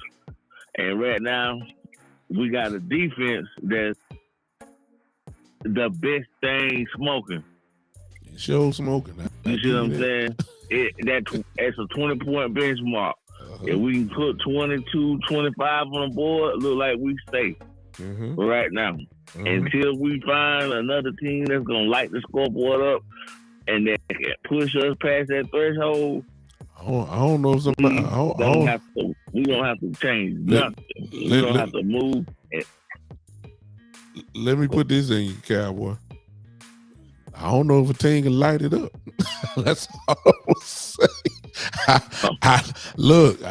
They done went against a top-notch quarterback in Brady. They seen a great offensive mind. They went against Joe Burrow. They folded him up like a tent. They brutalized Matthew Stafford yesterday. I almost feel sorry for the man. I'm talking about then you going against a world-class offensive coordinator and Sean McVay, who could not figure this out. It was just too much. So I don't know if a team can really light them up. Now, I will say Philadelphia presents a little bit of more challenges because they run the ball. You got Jalen Hurts that's going to run, but Yeah. To me, when Hurts get to running, that make it worse. Cause that make you run into the way our defensive line set up. When you get to moving around like that, you kind of play it in their hands. Because now the athletes can come after you now. Yeah, now you got the Donovan Wilson tracking you down, and you got the Armstrong tracking you down. Like it's like where you going now? You got Parsons. They run you from one area to the other. They're gonna run you into somebody else. Yeah, there ain't no rest. That's all you gonna see. You see him get sacked 6 or 7 times too. Yeah, he might run a couple times and pull off a 20-yard run here and there. But and all said and done, you gonna see him get sacked about 6, 7 times, 2 or 3 fumbles, running some pressure, trying to find somebody, trying to getting off his mark, rolling out and throwing, and gonna overthrow somebody, and the ball gonna drop off his hands, and they go Diggs right there going the other way with it, or Donovan Wilson hawking. It's just running, just cat and mouse. That's all it is with that defense. You can't run, you can't hide. The best thing you can do to that defense, though, is run the ball, and stay with it, and keep making them try to get off the field on 3rd down. That's the best thing to play Dallas is a power run game. Yeah, that's how you get that with all them athletes up there. Because believe it or not, they really don't want to play no power football. They want to hit you in the mouth in another kind of way. They want to play finesse. They still a finesse defense. They not a smash mouth team to me. Who? The Cowboys? The Cowboys. Their defense is not a smash mouth, load them up and pound and ground. They more finesse. Who you talking about, Philly or Dallas defense? I'm talking about Dallas defense. You saying we not you saying that we're not we may buckle up, ground them out type. A kind of team that can play from behind with San Francisco. If we don't stop the run early versus a big physical team, it's gonna be a long day because that defense is wear down. That's what I'm saying. Okay. We need to play somebody that wanna be athletic. And with the gadget plays and all of that. So somebody that's gonna keep physically bringing the power, the punch to us and try to hit us in the mouth and keep doing that time after time, we're way down. Interesting. Because we don't have them linebackers to play that way. Oh. You notice we put a lot of safeties on the field, a lot of DBs on the field, a lot of athletes, but they don't hold up in that power run game. I appreciate you, Cowboy. I appreciate you on that one. I'm gonna disagree with you a little bit, but I appreciate you comment. Interesting, very interesting. But I appreciate you. Last time I checked, just hold that in your mind. I know. I'm listening. That's the only thing that stop that defense. You go back and think about it. Those teams they gave us trouble. They was able to smack us in the mouth, and we couldn't get off the field on third down. Okay. All right. I appreciate you, brother. Thank you for that. Give me another call. All right, man. Thank you. Ladies and gentlemen, before he gets started, I want to bring in one of our loyal, faithful guys of this show, and who always drop knowledge, who's one of the up and coming new podcasters who you see on Boss Cowboy show for the pregame show and the postgame show and the watch party. Always dropping gems of knowledge. Ladies and gentlemen, I present to you the one and only Coach Marv. Coach, I just probably just need to just drop my mic and just let you finish up the show. Go ahead. Man, I hadn't talked to you in a while, man. You know, on Monday, my friends at my job got me in this little bowling league thing on Monday. I got out of there. They bowled a horrible game, but got out of there. Man, I appreciate your show, man, because this Dak Prescott thing, man, I just don't understand our Cowboy fans, man. Yeah. We're doing the same thing. We're winning games the way that I have been saying that we have to win games since even back to Tony Romo time. Mm-hmm. We winning games because we're making plays with special teams. Mm-hmm. Defense is playing tough, making plays, and our offense is making plays here and there, and they're protecting the football. Mm-hmm. Because we win the games as a team. Mm-hmm. And we look back in the history of football and even the current game now, teams that are good are winning games with 3 or 4 different styles of play, and they're able to win games and make crucial plays. I'm not pushing back on the defense. I would agree with your last caller. If I was to attack the Dallas Cowboys defense, I will try to be physical. I would agree with your caller, your last caller that says, yes, we do have somewhat a finesse dominant type of defense. But what's happening is we're learning how to get teams to play at our pace and our style. We're controlling the tempo. We're not letting teams control the tempo on us, and we're getting them in situations where we're making plays to get them at our tempo. It's almost like basketball, Big Show. Mm-hmm. If you get a team to play at your tempo, you are better at your tempo than they are. But if they play at their tempo, then you are subject, regardless how good you are not as good. So yes, I do believe in that power game. But what's stopping the power game is that we're doing a power game on our offense, which alleviates their power game. That's why the running game on our team is important, because it presses the other team to play a fast-paced game, because if we control the time of possession, they don't have time to play that power game because they're not going to get big plays. It's going to take too long to score. They're going to run into some situations where we got playmakers to make plays. Mm-hmm. That's where you see complementary football.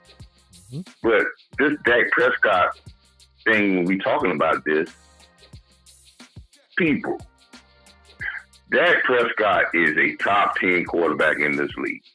No doubt about it. If you say this, right, if Michael Parsons was to go down with a went down game 1, and the defense played like this for 5 weeks, you're telling me that when Michael Parsons gets healthy, we're not going to change a thing? Mm-hmm.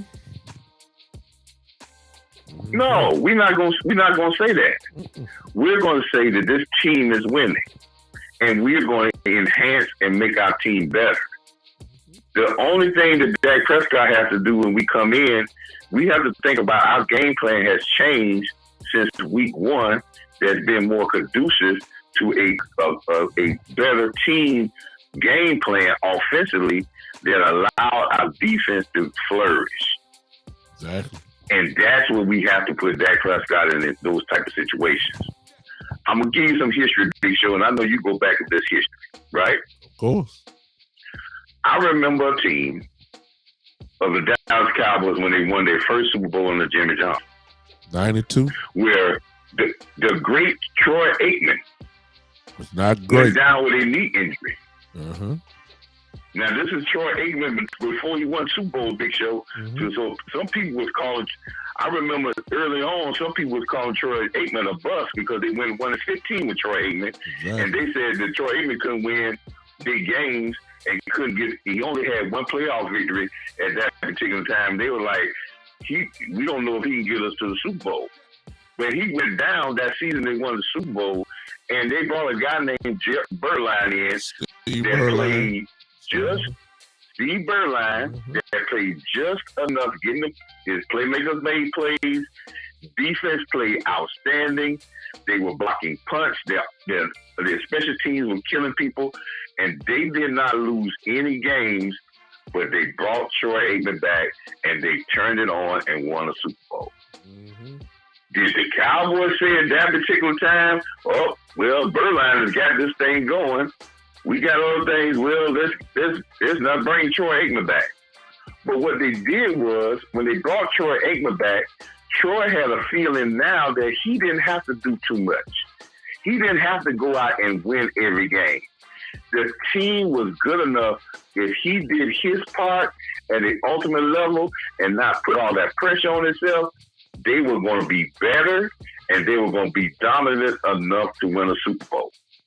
Yep. This is what Dak Prescott has to learn and know now, and the organization has to understand, just like you said, if I put Dak Prescott and he gives me what he's always been giving me, but he doesn't have to go out there and throw 45 passes. Hey. He don't have to go into the line of scrimmage and change every run play into a pass play. Mm-hmm. He can trust his teammates to make plays, and he's going to make plays, and we're going to average 28 points a game. Yes, sir. Easily with Dak Prescott. Easily. If we keep this game plan, we're going to average 28 points a game, and that's going to be enough to beat any team in this league or put us in a position to win every game.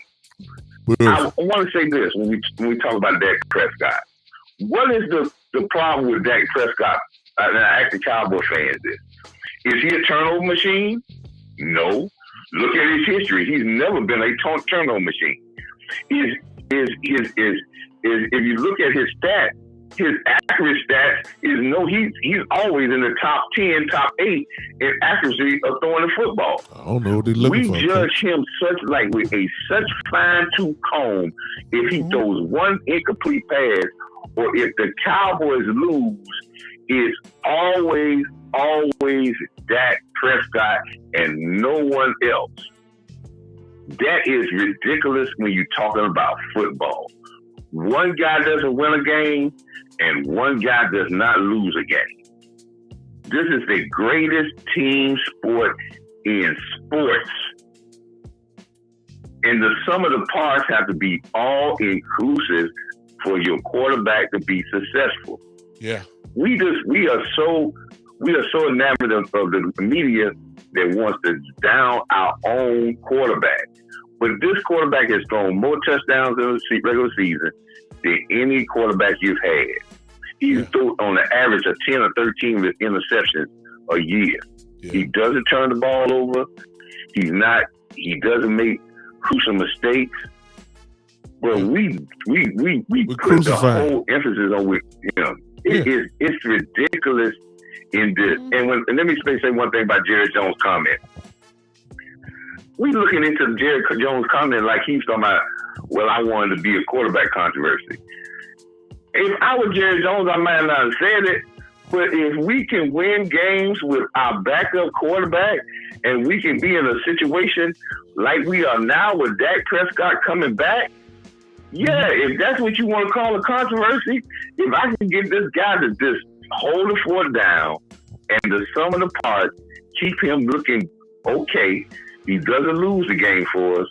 When I get my quarterback back, now I'm going to be able to do even more, and we're going to have a confidence in this team that it just ain't on the quarterback. We can win games other ways. So all this stuff is crazy when we start talking about this. This is crazy stuff, and it's feeding into something we are doing good. We should be celebrating the point that no other team that's 4-1 has done it with a backup quarterback. Your starting all-pro left tackle that is a Hall of Famer has been out the whole season. You gave up your number one wide receiver. You thought that Amari Cooper, he was gone, and you still lost a curse for 3 games where he's been a Pro Bowler last year, and you still 4-1. We should be celebrating and saying when we get our full complementary players, if we don't change the game plan, they're going to make the game plan even better. Let's talk about the game plan that we got with this quarterback and keeping that the same and not worry about talking about not bringing back a great quarterback like Dak Prescott. Hey, Coach. Because this is eerily just like the year that we won the Super Bowl, and a lot of these fans don't go back that far, but it wasn't all peaches and cream with the Cowboys. Hey, Coach. We had a dominating defense. We ran the ball. We didn't score 40 points a game, but we won the Super Bowl handily. Hey, Coach. That's what it's all about. Hey, Coach. Hey, Coach. Can you see? Are you watching me right now, or you just put your phone down?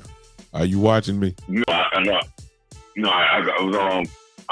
Let me put you on. I left this up for you. I want you to look at the screen. I want you to see what Michael Evans just said. I don't need you to go into detail now. I just want you to just say, well, true or false. I need you to look at this. Why I got you on the line. I'm getting to you right now, big time. I'm pulling you up on YouTube. I want you. Well, yeah. I think you can see it there. I'm leaving it up for you. I just want you to. I don't want you to read. Oh, don't read it, Coach. Don't read it. Just. Okay. Just read it. And tell me what. Just say yay or nay. He is yay. He calling it like it is. Call it just like it is. Because no other quarterback will get the scrutiny of any other player. But you know something? I'm gonna say this. I'm gonna say this, big time show. I'm gonna say this. I was a defender of Tony Romo myself. Yeah, me too. Because we blamed Tony Romo for a lot of problems in Dallas, and we had the media say, "Oh, he can't win the big game. He's always gonna throw an interception. He's always gonna lose games." And we didn't have the defense that we have now. No. Tony never had this type of defense. Even when we were good, we didn't have the defense that we have now. No. Tony I remember this, big time. I'm going to tell you this story right quick, this quick. I remember arguing so much in the barbershop about Tony Romo being where Tony Romo came from. Yeah. No. You know, we are so lucky to have quarterbacks of this kilt, that one was an undrafted free agent and one was a 4th-round pick, and they are some of the top quarterbacks in the league. Yeah. That don't happen too often. No. And sometimes never. Kurt Warner is a story they made a movie about. Yeah. So, but Tony Romo, I argued so vehemently when Tony Romo, when he went against the Denver Broncos at home, threw 5 touchdowns for 500 yards and scored almost 40-some points, and lost the game 45-50. And in the last drive, he threw an interception, and they say he lost the game. Oh yeah. And I said, if he go in the locker room, if somebody in that locker room say, Tony, you lost the game because you threw an interception. And I threw for 500 yards and put a 40 points at home, and that's not enough to win a football game, then I'm sorry. Yep. No doubt So about it. we want guys to be perfect. But Big Show, let me say this right quick. I want you to get on this campaign. And this campaign that me and Boss is pushing this week. And this is about the Cowboys. We want to be talking about solutions. We always want to push the team to get better because we know that this league is going, as the games get longer, as the season goes on, it's going to get tougher and tougher to win because they're going to start weeding out and teams are going to start getting tougher. Mm-hmm. But the push now should be that we had 10 complete passes in this past game, right? Yeah. And we had no completions to our running backs or tight ends. Yep. Still ain't figured out how to throw the ball. They still ain't figured out how to throw the ball to Pollard yet. But go ahead. We're pushing, right? That in my keys of the game, and I know you've been listening to on the One Day Show, and my keys of the game hadn't changed, and they've been spot on for us to be successful. But Tony Pollard, we are pushing that Tony Pollard, we will put him in the passing game, as well as Ezekiel Elliott in the passing game, because that way you're going to get these guys touches in space, and they're going to be harder to tackle, and they're going to make big plays. And I'm not talking about putting Tony Pollard out wide or in the slot. I'm talking about putting him in the backfield, Ezekiel in the backfield, and leaking them out in the flats and in the middle of the field where they get one-on-one coverage. And if you design plays for them, the simple plays to get the ball in their hands with one-on-one coverage, I guarantee you they're going to break those tackles 60 to 70% of the time, and it's going to be big games, and it's going to open up the passing lanes for our tight ends, and it's going to open up the passing lane for CeeDee Lamb because it's going to be a fear. If you just design plays like Le'Veon Bell, and you put him coming out of the backfield, Tony Pollard, and you leak him out, you're going to control the blitz. Yeah. You're going to be able to get him out in the open with the ball, with one guy out there to tackle him one-on-one.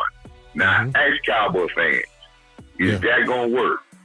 And then I give you an example. Not this past game, the game before last, when they played Washington. The first play of offense, they threw a swing pass out to Ezekiel Elliott, and he got 35 yards. Mm-hmm. Yep. And they didn't do it not one more time in the game. Yep. Tony Pollard needs 5 catches, 9-10 carries, at least 5 to 6 carries a game. I will tell you this, big time, this is more history. Don't you know when the greatest leading rusher in Dallas Cowboys and in NFL history, when he retired from the Dallas Cowboys, do you know that Emmitt Smith was the first leading reception guy in the history of the Dallas Cowboys? Because Troy threw that swing pass on all the time. Thank you. He touched the ball, you got him outside, and he made big plays because if he was great in space, outside in space, guys can tackle him, and he made it easier because he drew the underneath coverage off of Michael Irvin, and he drew the underneath coverage off Jay Novacek, which left the lanes easier for you to run a simple base offense and attack guys and win. We have 2 running backs that can catch. We need to get them the ball in completions. That's like long handoffs. And if Kellen wants to pass the ball, let's put that in our offense, and it will be beneficial, and we will get more receptions. We will be able to get more first downs, and we'll be more attack. Let's stop all this crazy talking about not playing Dak Prescott. Let's talk about what we can do when Dak Prescott gets there, when he gets totally healthy, and what we can do with Cooper Rush to win this game in Philadelphia. Yeah. And just continue to keep on pushing. That's all we need to do. That's all we need to do. Ain't no doubt about it. Love it, Coach. Appreciate you so much as I always. appreciate you big time. And keep on pushing, man. And thank you for all the kind words, man. But listen, man, I'm just following it in footsteps like you, man, and boss and people of that nature, man, that do great content, and y'all keep it real, and y'all are true Cowboy fans, and I love all Cowboy fans. But listen, we're just building the blocks to get better, because we just got to keep on going, one game at a time, so we can get to the playoffs and get to the January football. But it's a big game this Sunday night, and we're gonna be ready because the whole world is going to be watching. Yeah. The Sunday night football might be charging commercial prices like the Super Bowl. Come Sunday night. Oh yeah, it's gonna be all eyes on me on that night. There ain't no doubt about it. Check me out on Boss Cowboy. We'll be doing the commentary of the game, man. And we know we're gonna keep it real there, man. But thank you everyone out there, man, that says kind words about old Coach Marv, man. And I appreciate everybody. Appreciate you, Coach. Big time. Appreciate you, Doc. Appreciate it. Thank you so much. All right, bye-bye, y'all. That was the one and only Coach Marv in the building, as always. One of my favorite people. I'm gonna do a Keep It Real show coming on, because Lord have mercy. There's some guys like me who call it like it is. We fans, but we're gonna call it like it is. Let me kind of piggy off that last part of coaching with Jeffrey Murray in here, and salute to I have to pay homage to one of my mentors when I was playing ball in high school, the great Dwayne Luckett, who was and he was a senior in high school and I was a sophomore, just learning the ropes, and he took me under his wing. And hey, he halfway somewhat made me, I guess, a little bit. I looked up to him and his brother. Anytime I see him in here, Coach Dwayne Luckett now, here in Memphis. I believe he coaches at Overton. Coach Luckett, am I right? Are you coaching at Overton High School? What's up, man? Pay homage to him. Always nothing but pure respect. One of the all-time greats at Kirby High School, no doubt about it. Dwayne Luckett. Marlon Haynes is in here. I think he's still in here. I played ball with since we were kids, and they ended up playing high school ball together too. So I got a lot of my classmates and guys who know the game and watch the game and all that kind of stuff. The call-in number, Marlon, is on right there on the screen. You'll see it. It's right there. It's there, Marlon. Look at it. 901-654-6853. Or you can call me on my regular number, Marlon. You know that number. That's all you got to do is call it. Oh, White Station. I'm sorry. You're White Station now. Here in Memphis. Yeah, he's a head freshman coach, running back coach high school. I know the running back's tight then, if he the coach. Marlon, you can call me at my regular number or that number that you seeing across the screen. So it's good to see some of the people that I've known for over dang near 25, 30 years come hang with me. These guys here. Jeffrey Murray, you dropping nuggets in here. And listen, I piggyback off Coach Marv on that and Jeffrey Murray. There are ways. Somebody threw up the name Le'Veon Bell. I think it was Coach Marv who said that. Alvin Kamara is another one. Ezekiel can do that. He may not be as explosive as Kamara or something, but listen to me. You still get Ezekiel with a linebacker. He gonna win it. Huh? Yeah, appreciate you, Coach. I appreciate you, man. Thank you so much. You know me, I just know the guy can't play it no more, so I can talk about it. I can talk about it. I wish I could do it like we used to. Well, I done got old now. Body I had too many surgeries now. I wish I could coach. I wish I had the time. Man, I wish I had the time, Coach. I got so much. Look, oh my God. I wish I could. I wish I could, but I just don't have the time to do it. I would love to coach. I would love to get involved in the game again on that level. So I got to contribute this way. show the knowledge I have and all that kind of stuff this way from years and years and years gone by. But all of y'all, Coach Lucky, you saying the same thing. This is how you become even more dangerous. What Coach Mara really was saying. You give the skill set to the people, and it's a shame that it take 2 or 3 years for Kellen Moore to catch on. I don't know how many times I had to say it, at least in the case of Tony Pollard. When you look at the film from Memphis, where he went here in Memphis, you see what Tony Pollard was all about. It was not running the ball. He was Deebo Samuel. Line up in the backfield, line up as receiver, line up in the slot. This is what Pollard did. This is what they drafted him for. And they still haven't done it yet. I don't get it. If he shows you what he can do in space as a kickoff returner, then what you gonna do if you throw a simple screenplay to him, or you send a wheel route, or as the people saying, a Texas route, if you don't know what that is, or angle route, perhaps. This is what you put Pollard in. He would be more dangerous as that, even as a runner, more than he would be a runner. He would be more dangerous as that, because there's no linebacker that can hold him. No linebacker. That's what he would usually get. Ain't too many safeties that can stay with him. You definitely ain't putting the corner on him.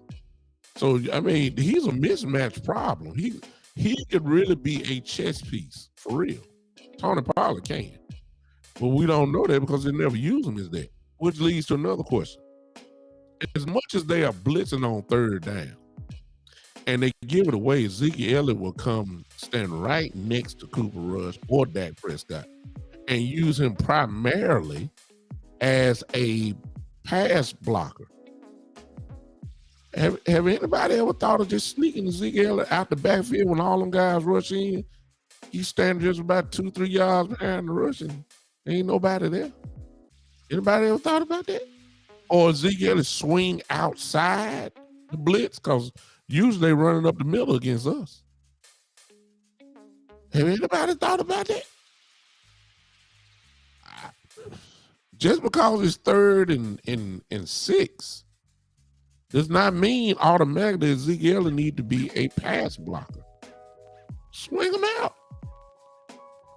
That never happened, but you know, like I said, sometimes it take 3-4 years for it to finally figure out. Then it's too late. I don't. Okay, but that's you know. Look, thank God we look. You got to crawl before you walk. Let's just put it that way. Thank God Kellen Moore was giving the ball running 30 times now, 28, 29 times. It's just crawl before we walk. Okay, we begged them. Sherman Brown in here talking about I'm a Cowboy. No, you're not. No, you're not. No, you're not. No, you're not, son. No, you're not. You're not a Cowboy. No, sir. You're not. That's all I'm gonna say to you. I just saw they sneak in here. You're not a Cowboy. I got my boy coming in now. Hold on a second. I got a little time. Marlon Haynes in the building on the Big Time Show. What's up, man? Bishop. What's up, man? I want to actually, this was the perfect time for me to call. You were just talking about Pollard. Mm-hmm. Everybody watched the game yesterday. So I'm going to tell you, there's 2 things that will cause you to lose, or 3 actually. 3 things that will cause you to lose a football game quickest. Turnovers, a lot of penalties, and negative yard plays. So there was one play in particular, I believe it was in the 3rd quarter, Pollard was in and he missed the blitz when Ramsey come off the corner. They run a corner fire. Yeah. Okay. And the thing, so I wasn't watching it on cable. I've got YouTube TV, so I can go and rewind as much as I want. You know me, I'll be an hour behind. I don't realize it. Yeah. I'm watching Ramsey come off the corner, and Ramsey showed it. He didn't wait. A lot of times the corner is really savvy, and they'll come late, and they can watch the quarterback turning his head back and forth. Ramsey showed it, and you got 2 ways to handle it. You can run a high read, where the quarterback sees it and the receiver changes his route and turns it into a slant because there's nobody that's playing that if you're in a zone. You roll the safety over the top. Sometimes if the down and distance situation is not right, you can't do that. Like if it's 3rd and 15 and you need a. But that play, you could tell the way the coverage was, the way the line was protecting. Pollard was supposed to pick that blitz up, and he did not. Rush got hit.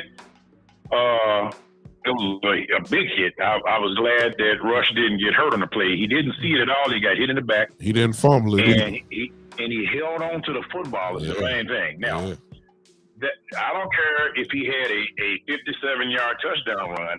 If Rush had gotten hit on that play and fumbled the ball and they had a scoop and score, that play could have easily turned the entire game around. And you know you don't have an explosive offense. Now, the way they play the ball right now, that's the recipe. I've seen this recipe work on a lot of places, man. Run the football. First of all, when you run the ball, you cut the game down. You don't have to play as much defense because you're going to control the clock. When you throw the ball 40 times, incomplete pass, getting out of bounds, those kind of plays, the clock stops. So then you have to play more defensive snaps. If you take a look, one of the reasons that this defense is playing well is because they don't have to play as many snaps as they used to. But I want to get back to Pollard. Pollard's really good when the ball is in his hand. Pollard is not nearly as good of a ball player as Ezekiel Elliott when neither one of them has the ball. So if you think about it, if you have 60 offensive plays, and let's say Zeke touched the ball 20 times, Zeke is excellent the 40 plays that he didn't touch the ball. And that's very important. And all people look at, fantasy football controls a lot. If you didn't see the game or all you care about is how your team did in fantasy, you only care when your player has the ball. But you have to be good when you don't have the ball. You've got to be good at play fake, blitz pickup. There's a lot to it, man. And I trust the coaches. They know. And I want Pollard to be as good a player as he can be. His family cooks good barbecue. I'm sure you've been there before. But the truth of the matter is that right now, I don't view Tony Pollard as an every down back in the NFL. He's not. Not until he becomes a complete back. No. And I don't see that. That doesn't mean he can't get there. To be honest with you, he was a full-time wide receiver, and he's made the conversion. Hard worker. Everybody speaks well of him. We ready to throw Zeke under the bus because Pollard averages more yards per carry. Ezekiel Elliott does the dirty work. On 3rd and 1, 4th and 1, I want Elliott to have the ball. I trust him. If you're trying to make that drive in the last 2 minutes of the game and they come with a blitz, I trust Ezekiel Elliott in there. I think one of the reasons that people are dismayed with Elliott is because of the contract. I don't think it's got anything to do with the production, and I think it's the same thing with Dak. Dak makes $40 million a year, so that makes him a lightning rod. Anytime somebody criticizes Prescott, this is all I want to know. Tell me who else is available. Now, they have to be available. You don't come talking about, well, I want Tom Brady. He got to be available. Who else can you get, Brooks, that's available that you would prefer to have? Ain't nobody out there, man. Nobody. You know. So, that's like anything in life. What you have right now is the best that you can get unless you're able to upgrade and get something better. So, that's basically all I have. Well, there's one other thing that I want to say. There was a caller. I'm out of shit, y'all, because my time is just about up. You out of time? Okay, well, look, we'll get you next week. Well, we'll get you next week. You gonna hear it again, man. I appreciate you, Marlon. Okay, Brooks. Yes, sir. Good show. Thank you. And that is my partner. Also, respect to him, who's another coach in his own right. That is Coach Marlon Haynes, who's coached on the high school level as well. For my former school and other assistant coaches at other places as well. I got guys on here who know the game. If y'all don't know, Marlon Haynes actually and Coach Marv were college teammates as well, playing football, collegiate ball. Coach Luckett here, who's coached in the city here in Memphis, now at 2 schools. Is climbing up the ranks as a coach that everybody knows. Plenty of knowledge here on the Big Time Show. Jeffrey Murray, you can tell by his comments he knows the game. Everybody on my show know the game. Every call I had, they know the game. Even some of these haters on here. Well, I ain't gonna give y'all the credit. Y'all want to say something, but you can't because the Cowboys will lighten it up right now. We gonna holler at y'all, man. I appreciate y'all. Hey, Saturday Night Smoke. Appreciate you, man. The next time you guys hear me will be possibly, I may come doing this week. I'm all work this week, so I may show up all week long. Because we got to get ready for the big one. Y'all know what time it is. Everybody, the pom-poms being ordered. Everybody now want to jump the Philly bandwagon. Now, we done knocked them off the Ram bandwagon. We knocked them off everywhere else. Marlon, I don't know what it is. They lurking. All haters are lurking. They can't wait till we lose because then you're going to hear everything. Everybody, that's what I'm saying. Everybody getting Philadelphia Eagle pom-pom skirts, boxer shorts, leggings. They buying wristbands, hats, car flags. They buying it all right now. Everybody want to jump on Philly bandwagon. They want us to lose so bad. Don't be surprised, y'all. If we go down there and hit them dead in their mouth, like we done hit everybody else in their mouth. I'm closed and I'm out. Y'all see all the ways you can join the show. There it is there for you. Most of you know it. Most of you already follow me in a lot of these spots. Most of you already know the Cash App and everything else. Exactly. Coach Marv still with me. He's still dropping nuggets, as you can see. He said if you have Tony P as a weapon out the backfield in the pass game, you neutralize the Russian linebacker, and that's help is blocking. That's coaching stuff there. I 100% agree with it. That's kind of what Coach Luckett was saying at the same time. Jeffrey Murray said the same thing, kind of like that. So, these are another angles of the offense that can be used for us to get even better, even more potent, even with. See, this type of stuff can happen with Cooper Rush in. Seriously. You throw Pollard something out the backfield, he capable of going all the way with it. Easily. And it'll be a 5-yard swing pass, but it'll be an 80-yard touchdown. I mean, this can be implemented now. And we just might need that as I close. We just might need some of this with Coach Marv and Coach Luckett and Coach Haynes and Jeffrey Murray were talking about. We might just need some of this stuff for this week. Because Philly like the blitz, don't they? Yeah. It will work this week, wouldn't it, y'all? Mm-hmm. I think we got something to talk about, don't we? Y'all tune in, turn on the live notification. I might come back tomorrow morning. Y'all, I'm serious. It may be tomorrow afternoon. I'm off all week long. I got something to talk about about this Philadelphia game. Y'all turn on the notification. Turn them on. So when I go live, it'll pop up on your phone and all that. I got something to talk about. I may not wait just to Saturday. I might be with y'all tomorrow. Yeah, I feel like we got something to talk about tomorrow. What y'all think? I know my boys will be on tomorrow night. I may come in tomorrow afternoon sometime. How about that, y'all? How about that? Let's talk some more, because this is going to be a huge game. And we need to go on, because some of these Cowboy folks, they watching us, y'all. I heard somebody even peeped out my show the other day.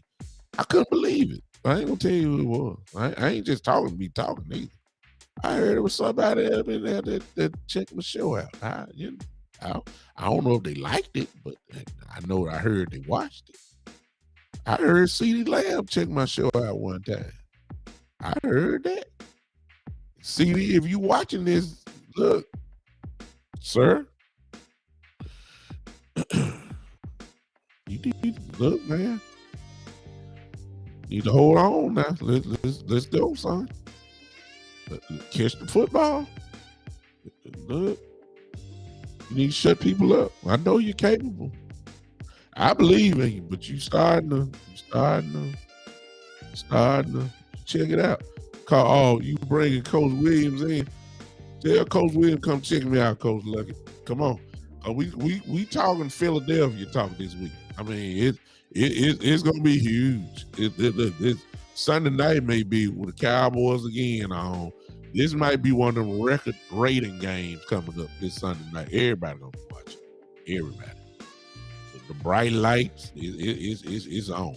We gotta talk about it. Turn on these notifications. We're gonna talk about it. I love to have all these coaches in here. Not biased coaches. Well, you can be biased. We just need to have some sense here. And let's see if this defense of mine is what I think it is. Because they're going to get tested in the running game this week. Because that's what Philly does. See, Philly does that. I would want Jalen Hurts to try to air us out. Because I don't trust him. I don't think he's that dude. I don't think he's that dude. Coach Marv, I wish I had some more time. Because, see, what I want to ask you, and I don't have much time. See, I wanted you to get in here, and maybe I ask you this maybe tomorrow. Well, come on, no, don't call in because we'll be on another 15 minutes. Just put it in the post real quick. Coach Marv, Coach Luckett, Marlon, if you still here, Coach Haynes, tell me, because I've talked about it earlier. We'll close with this. Coach, the defensive move of the year was yesterday. And that was, and I think Michael is still here, keeping Donovan Wilson, Hooker, and Curse on the field at the same time. I thought that was brilliant. Coach Lucky, you ain't no Cowboy fan, you're a Raider fan, so you ain't studying the Cowboys like that. Coach Price, Coach Marlon, I need to see a comment real quick. I don't know when they're gonna shut me off on Podbean. They still got me on, but I can do Facebook forever. But I'm still on Podbean, so I'm good. Tell me real quick. Put it in the comment section. What do you think about that? I thought that was simply outstanding because, oh my God, Hooker and Donovan Wilson. I don't know how healthy Curse really is. I think he looked pretty good, but I don't know if ain't nobody gonna be 100%. But I don't know what he is, but he was impact. But to keep them three on the field at the same time, oh my goodness, because Curse is big enough to play linebacker, 225, solid, can play in the box. Man, look, Jeffrey, see, that's why I like you. Jeffrey, you need to turn on notifications because I like you. I don't know if you're a coach or not. And I see an eagle right there. I see an eagle. You an Eagle fan, Jeffrey Murray, or what? I don't know what that is. It's like a Seahawk or something. Are you an Eagle fan? You're a Cowboy fan, Jeffrey. Why you got an eagle on your thing? I just wonder. I just want to know what y'all, because that's three playmakers on the field, along with the other playmakers we got. I'm a firm believer that if you keep playmakers on the field, they're gonna make plays. I mean, you got Diggs over there who got cracked a couple times. He said it was on him. You got that right. He got cracked. He thought he can go one-on-one. It was whatever. Oh, okay, yeah. I mean, yeah, Coach. Coach, look, I see you. I'm saying, see you. Oh, high school mascot, War Eagles. Okay. Don't get confused, Jeffrey. But for real though, look, I don't know how y'all feel about it, but man, look, I got too many playmakers on the field now. Diggs, Hooker, Curse, Wilson, Parsons, Lawrence, Armstrong, OC. Oh, I got playmakers.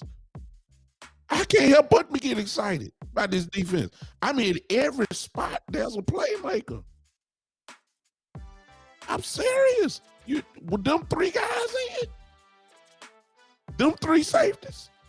Oh, that was beautiful. Oh, that was beautiful. I don't, if folk want to run spread, please let these 3 folks be in there. That's all I'm gonna say. I'll take my chances. That's playing right in our hand. To put Curse in the box and Donovan and Hooker still back there. Oh. Hey, Coach, I see what you say about LV, but look, he been all right now. He ain't been total trash now. He been solid. He has been. I think we can get better there, but I mean, he ain't bad. He ain't been horrible. He hadn't been. That's all I'm gonna say now. We're gonna talk about this tomorrow, because we can get stronger in certain areas, but we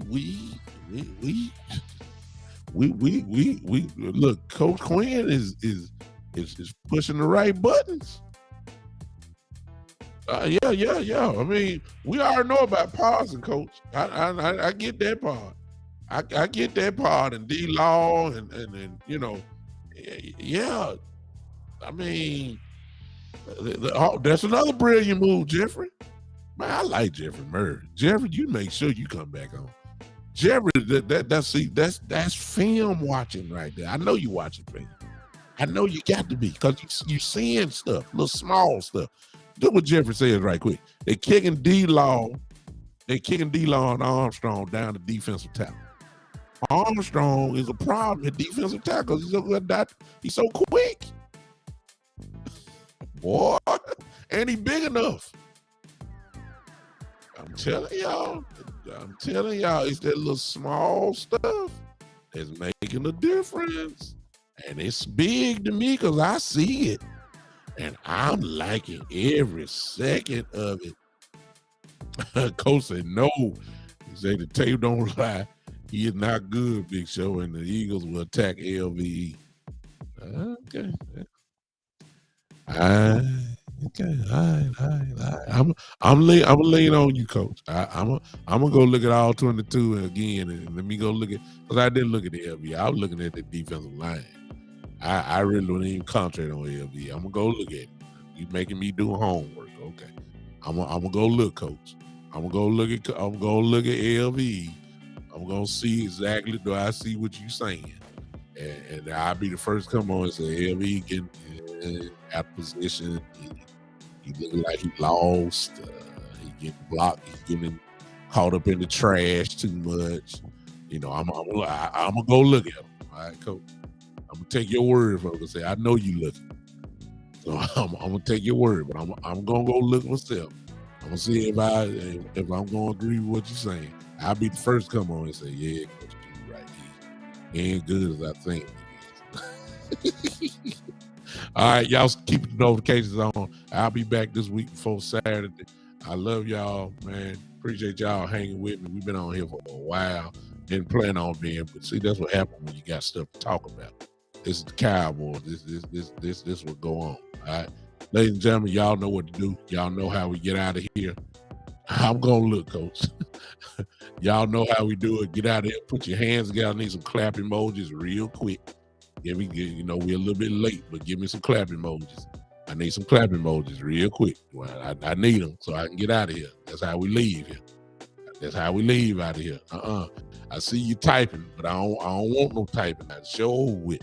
I need some clap emojis, because y'all know what y'all getting ready to hear. It's time to groove our way. We came in partying. We're going to leave our party. I need one person. I need 2, actually. Jeffrey Murray, thank you, sir. Coach Price, here we go. That's all I need to see now. Since y'all clapping, let's go on clap to the beat, ladies and gentlemen. I'll see you a little bit later this week. Maybe tomorrow. Just stay tuned. I'm coming. This is the Big Time Show.